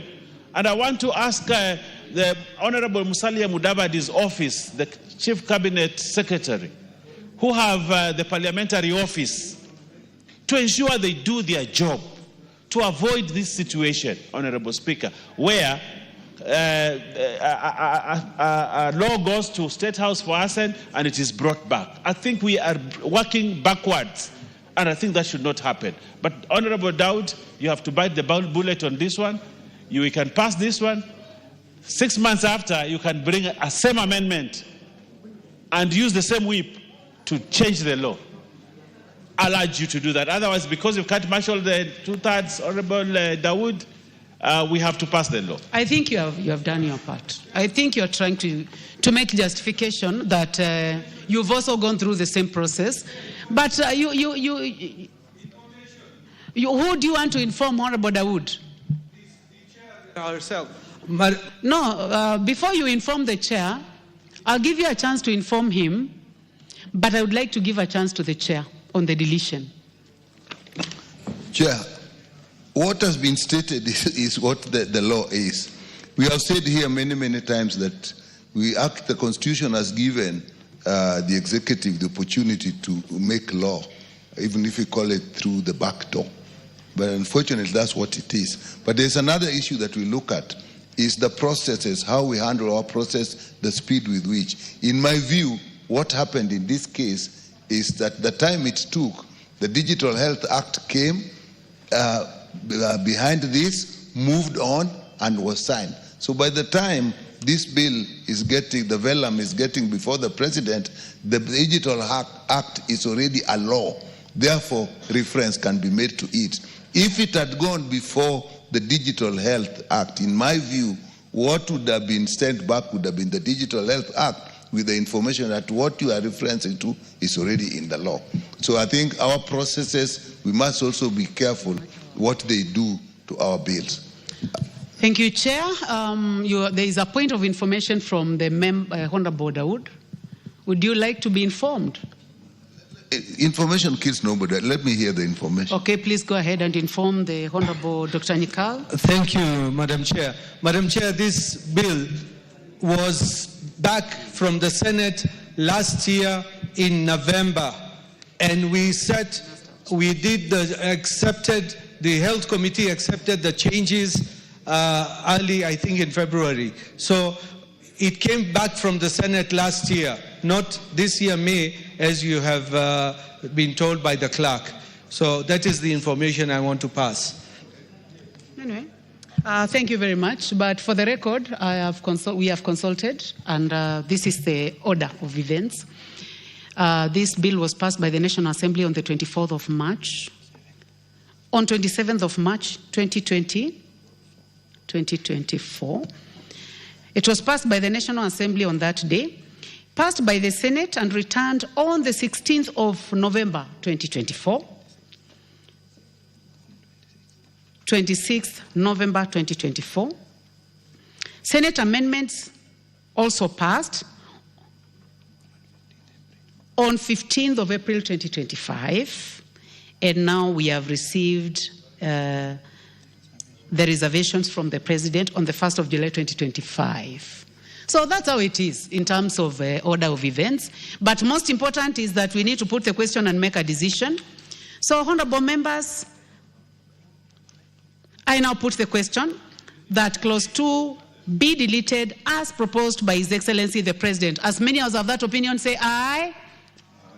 As many of a contrary opinion say nay.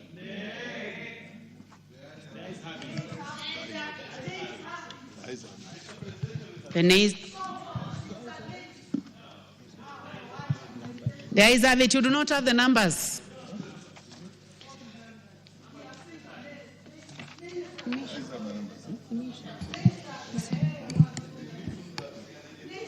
President's reservations to clause 3. Honorable members, now let's proceed to the next one. I propose the question that clause 3 be deleted as proposed by His Excellency the President.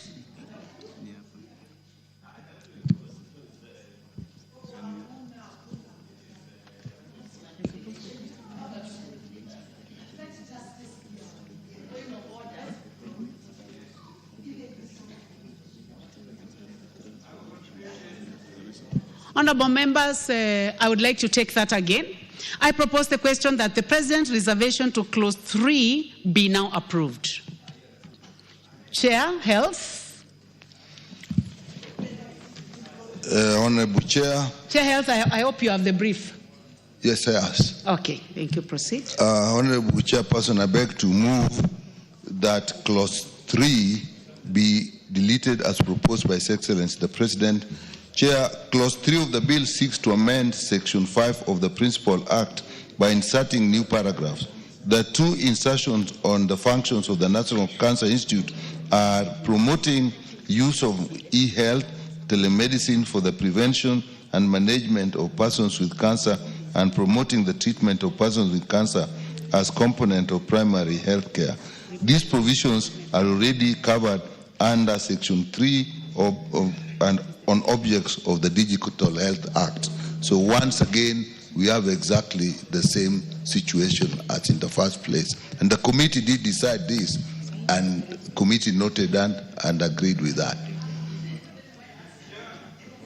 Thank you very much. Let me propose the question first. Honorable members, I now propose the question that clause 3 be deleted as recommended by His Excellency the President.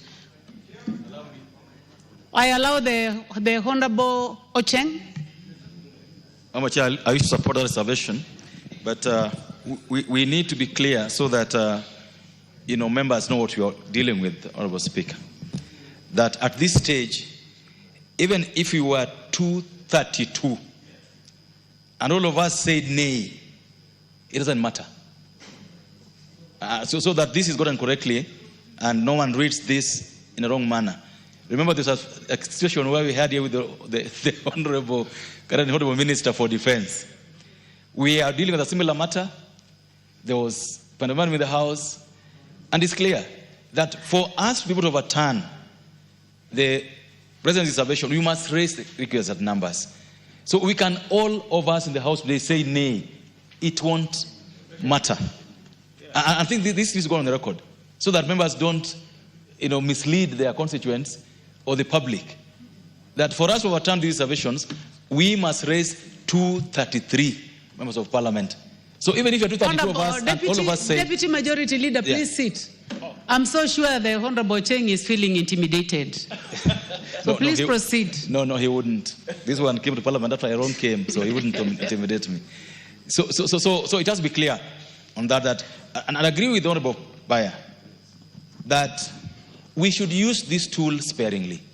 The tool that is the presidential reservation should be used extremely sparingly, and above all, it should not be used to stifle a law that has been passed by Parliament. Honorable Chair, I always mourn. It's a bill I brought to this House 3 times. It was passed. In those 3 times, went to the President, and I was told about the President's reservations and the resign 1 year later. And that's why I believe that even us as Parliament, we should try to get away with disciplining this. Otherwise, the body that makes law is Parliament, not the Presidency. And we should try to ensure that the issues that come with the President are, in my opinion, extreme circumstances, exceptional circumstances, unforeseen circumstances, not any matter willy-nilly. I support, Madam Chair. Thank you. I have a point of order from a member for Kilgoris. What exactly is out of order? It's just a point of order because I wanted to add on to what our friend... But would you like me to give you a chance to contribute instead of adding? No. It's just a point of order. That actually to emphasize the fact that it is always a default position. The default position is that the ayes have it. If the Speaker is not clear, or if the Speaker knows that the eventual answer is that they are not 2/3, even if they had more voices saying nay, the default position in this petition is they have it. The ayes have it. And it's as sympathetic as this problem might be, because apparently I always thought the Honorable Bayer, being a very strong leader from Kilifi of the UDA party, has a lot of access to His Excellency the President. This position, the leader of majority should have access, because if the voice of the advisors becomes stronger than that of the leader of the majority, it is going to have a lot of problems. Because maybe it's not even the cabinet secretary, maybe it's the advisor who went and said this thing should not be like this, and we'll be getting legislation from State House instead of getting legislation from this House. Thank you. Honorable members, we are not debating. We are in the committee of the whole House. You can only say something if I give you a chance. And I'd given you a chance to say something before. Well, you'll say something after the majority leader. Yeah. Chair, I want to draw this House to the time when the current Cabinet Secretary for Defense, Honorable Soipan Tunya, was on the seat where you are. And we were handling the presidential memorandum reservation on the finance bill. On, I think it was on charging a tax on SMS and 3 items that the president had brought in as a reservation. And I remember I was a very faithful member of ODM. And when this matter came up, we actually marshaled the numbers. If you remember, Simba. We marshaled the numbers and we said we were ready. And because we did not want those reservations, and we had said for the first time we want to torpedo a presidential memorandum. What happened is that we lacked the numbers, I think, by 5 people. 5 people. And when the question was put, everybody said nay in this house. But the Honorable Soipan Tunya, because she was aware of the rule 115, she said the nays have it. No, she said the ayes have it. And it became pandemonium. And the media and everybody else highlighted it and said that Soipan had made a mistake. But she was right. And when I sat there, I remember J.B. Muturi asked me one question. He said, Owen, how many were you? I said we were 230. So is it wrong that Soipan Tunya did what she said? I said she was not wrong. She was right. So I want to tell my ladies here, we don't have the numbers. We don't have the numbers to torpedo a presidential. What Dawood should have done from yesterday was to have marshaled 233 members here. That's what he should have done. He's a wealthy, very well-connected man. And he would have used his position to influence every member to be in the House so that we can actually raise 234. Thank you, Honorable Baya. The Honorable Dawood. Chair, I believe you've got the memorandum in front of you, and I've got it in front of me. It is flawed, and it is inaccurate in the sense, if you read the 4th line, it says the Cancer Prevention and Control Amendment Bill 2025. My bill is 2022 and not 2025. And then you have even said that this bill was passed in March 2024, whereas the President is mentioning 15th of April 2024. So I think we're probably not talking about the same bill, because my bill is the Cancer Prevention and Control Amendment Bill of 2022 and not of 2025. Order, Honorable Dawood. I do not want you to mislead this House or even mislead the public. I would like you to go to that memorandum and read the first paragraph. And the first paragraph is clear. We are talking about the Cancer Prevention and Control Amendment Bill 2022. Chair, if you let me. So we do not have 2025. It is there. Know, if we mislead, there is no need of misleading the public. You still have another opportunity to make laws in this House. Yes, I'll allow you. Chair, if you allow me, the heading is the Constitution of Kenya, referral of the Cancer Prevention and Control Amendment Bill of 2025. That is what it says. And it's not me. This has been signed in the office of the clerk, stamped, received on 30th June. So are we talking about the, subsequent can be there, but there are errors in this memorandum. And these errors cannot go just like that. Maybe the President needs to be told to redo it again. I know I cannot marshal 233 members. That is out of question. Even if I were able to, I know half of them would not vote for it. And I don't have an issue. But this thing is flawed, Chair, and it should be brought back, taken back to State House and brought back properly. Listen. Honorable Dawood, you are in your 3rd term, and I know that this doesn't happen every other day. And it is also a learning process for all of us, not just for you. So when you look at the Cancer Prevention and Control Amendment Bill 2022 is as per publication in that year. But now when you go up, if this was going to become an act, it will be 2025. So there is no error at all.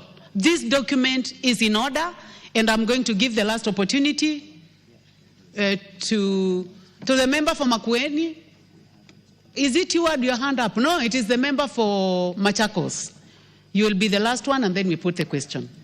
Chair, mine is just I've looked around, understanding order 35. We do not have enough quorum in the House to continue with this thing.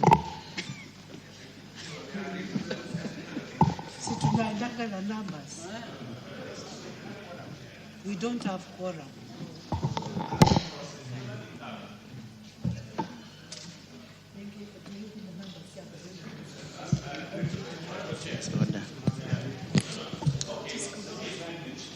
Just come. I don't want you to leave because when she has already said that, the laws, you can approach.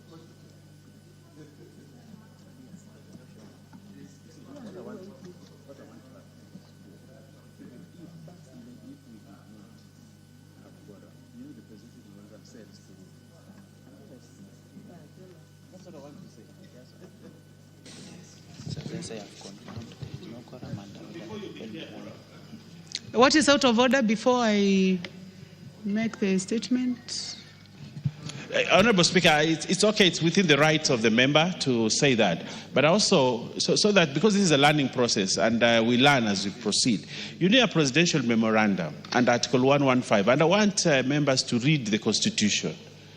Whether we debate here and agree and do not agree, it takes precedence. Order, Honorable. Order, Honorable Wenbaya.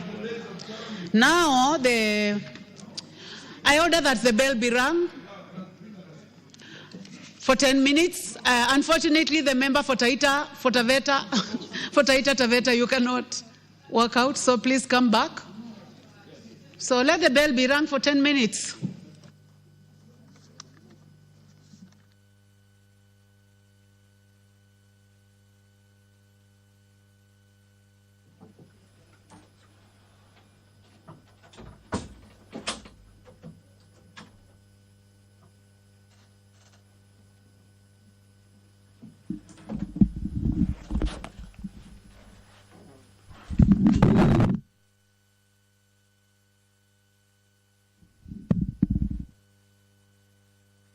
Well, the House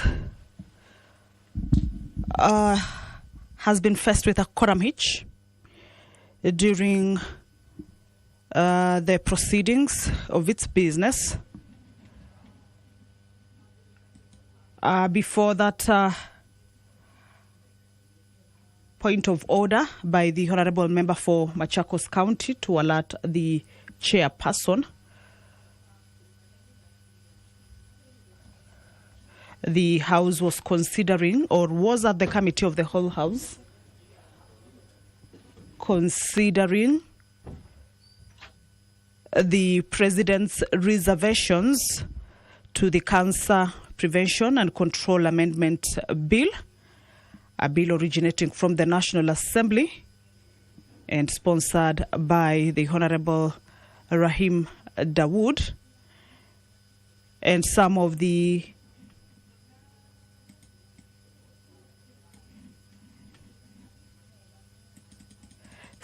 concerns that the members were looking at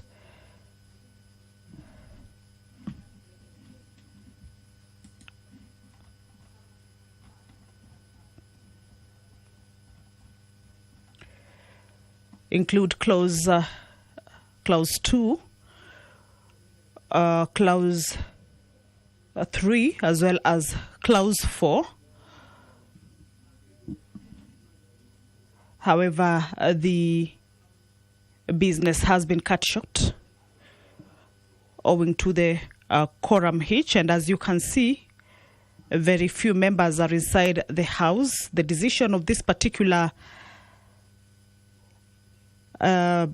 bill or the reservations on the vote just requires a simple majority, owing to the fact that, as provided in the law, if there are any members who are looking to shoot down the amendments or the reservations or the recommendations as proposed by the President, will require 2/3, that is 233 members. However, the House as it stands now does not have enough members and perhaps cannot be able to raise it now, as had been indicated earlier by the Deputy Leader of the Majority Party, indicating that if the member who has sponsored the bill does not agree with the President's recommendations to the bill and wants the recommendations to be shut down, then he ought to have mobilized members to be able to get to the chambers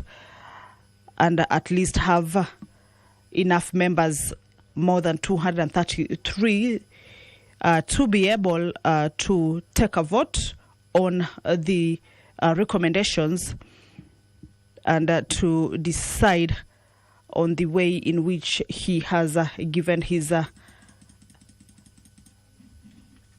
position regarding the recommendations that are being considered on the floor of the House. However, with the number not present, then that would have just required a simple majority. However, the member for Machakos County rose a point of order to inform the chairperson, Honorable Rachel Nyamai, that the House, much as it's proceeding with its business, there is a quorum hitch during the proceedings of the House. This is as provided for in the House Standing Order number 35-1, which indicates that a member may rise on a point of order to inform the chairperson or the speaker that the House is lacking quorum, either during considerations of a business at the committee of the whole or during the normal plenary sitting. So right now is that the House is facing that particular quorum hitch, and the chairperson has directed that the bell be rung for 10 minutes. Normally, when the House is facing a quorum hitch, members who are present inside the chambers are normally not allowed to walk out. Of course, this is, of course, in line with the rules, and also not to jeopardize the already or the numbers that is already inside the House. And so members have to stick inside the chamber and allow the quorum bell to be on for those who are outside the chamber to be alerted that their presence inside the chambers is highly required, so that they can be able to make their way inside the chamber. And that bell is on for 10 minutes. Once that quorum is achieved, then the House will be able to continue with the business that was on the floor of the House. That was the consideration of the reservations, President's reservation regarding the Cancer Prevention and Control Amendment Bill, a bill originating from the National Assembly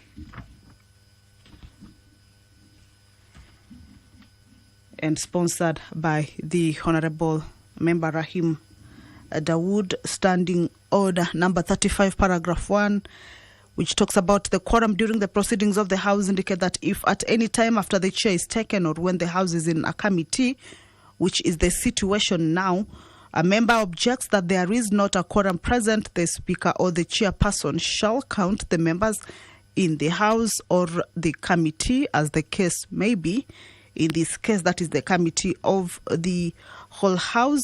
Paragraph 2, if on the count under paragraph 1 a quorum does not appear to be present, the Speaker or the chairperson shall cause the division bell to be rung as on a division, and if no quorum is present at the expiration of the 10 minutes, Subparagraph A indicates that if the Speaker is in the chair, the Speaker shall adjourn the House until the next sitting, and if the House is in a committee, the chairperson shall leave the chair and report the fact to the Speaker, who shall adjourn the House until the next sitting without a question put. Paragraph 3 indicates that whenever the Speaker or the chairperson, as the case may be, is engaged in counting the House or the committee respectively, the doors shall remain unlocked, but no member shall be allowed to leave the chamber except a party whip, who may be permitted to leave the chamber to seek the members required to raise the quorum. That is what I had indicated earlier,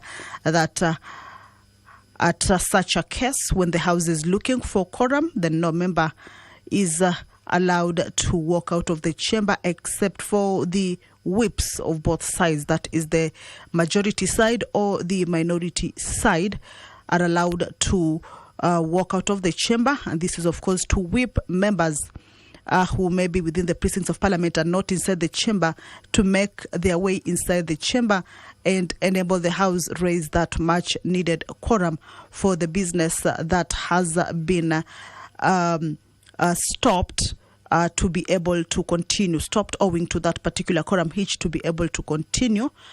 But also the same standing order indicates that if the House is in committee, the chairperson shall leave the chair. That is, if the quorum is not raised at the lapse of the 10-minute quorum bell. If the House is in committee, the chairperson shall leave the chair and report the fact to the Speaker, who shall adjourn the House until the next sitting without a question put. So we are waiting to see how the situation will be, if the House will be able to raise that quorum or if it will fail. I order that the bell be stopped. Honorable members, we are unable to attain quorum. I will therefore proceed to report the fact to the Speaker. I thank you.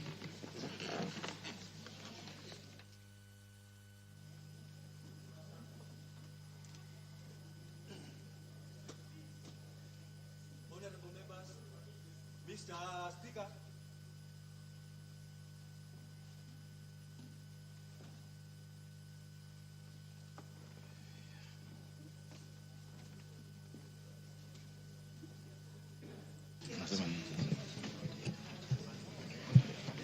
Chairperson, proceed.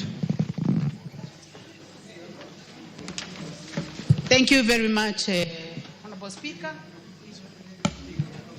Thank you, Honorable Speaker. I beg to report that while in the Committee of the Whole House, the Honorable Member for Machakos County, Honorable Joyce Kamene, rising under Standing Order 35, objected that the House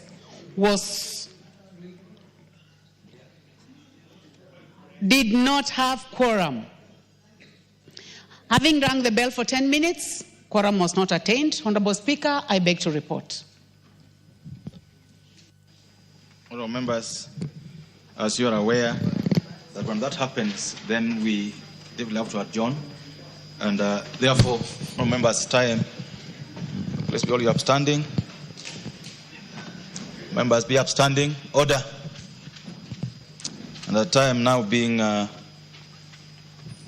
17 minutes to 12, this House stands adjourned until today, Wednesday, the 13th of August, 2025, at 2:30 p.m.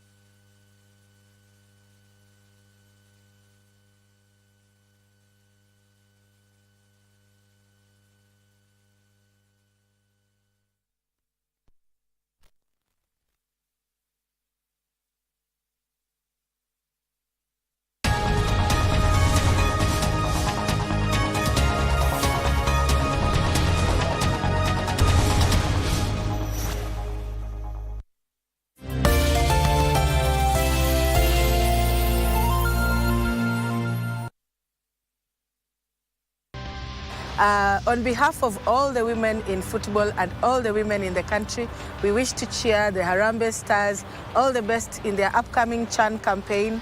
We will be there to cheer you in the stadiums, in the TV, on the screens, on the streets. Everywhere you go, we are fully behind you. Na mkumbuke CHAN iko KBC.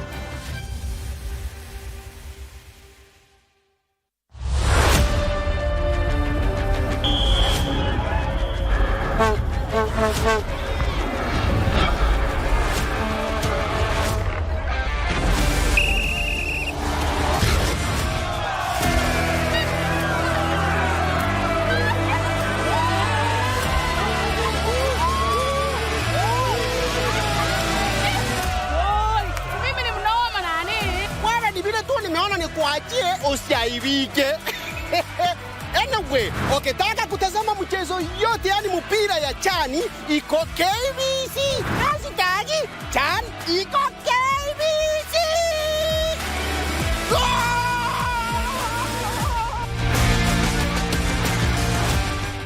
19 nations will compete in the Total Energies CAF African Nations Championship, Kenya, Uganda, Tanzania 2024, which will be staged from 2nd to 30th August 2025.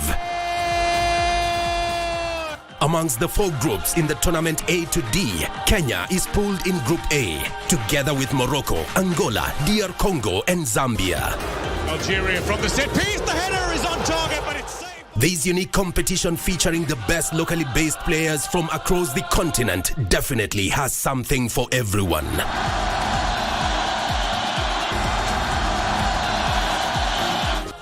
Just bring your A game as you let it flow live and exclusive on KBC Channel 1, your true sports partner.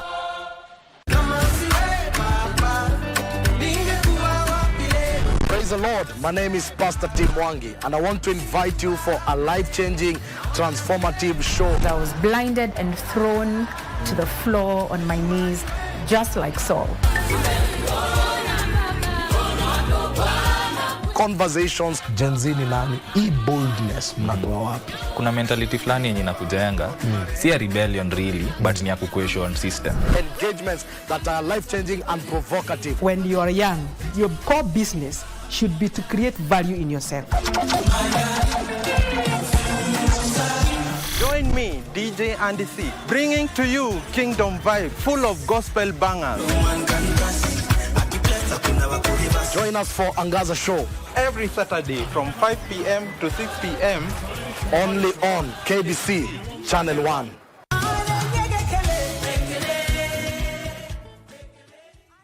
In a world where news is ever-changing, staying informed is more important than ever. Join us every week on News Check, your go-to show for the latest in current affairs, breaking news and in-depth analysis. A warm welcome to KBC News Check. From politics to global events, we bring you content that matter to you. We're not just speaking about the governance and how we want to see it, but want to actually participate. Get your facts, hear from the experts, and really understand what is happening around you. We need to change our system first. You have to do the impossible to make sure the message is home. Stay ahead, stay informed, stay engaged. Will these people, everybody agree? Just listen to me. Let's give him a chance to clear the air. Catch News Check every Tuesday and Wednesday from 10 a.m. to 12 noon. Only on KBC Channel 1.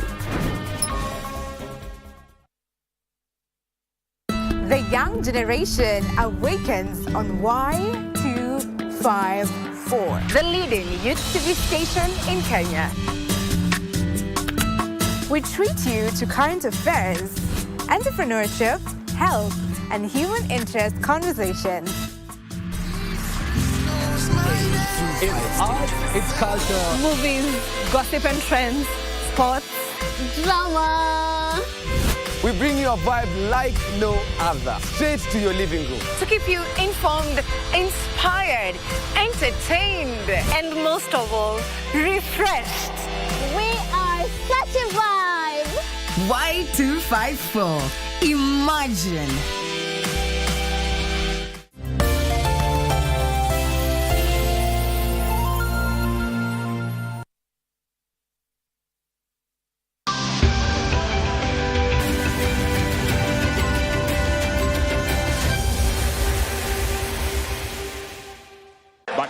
they make their way onto the pitch. The yellow and black, the Uganda Cranes in the green and orange.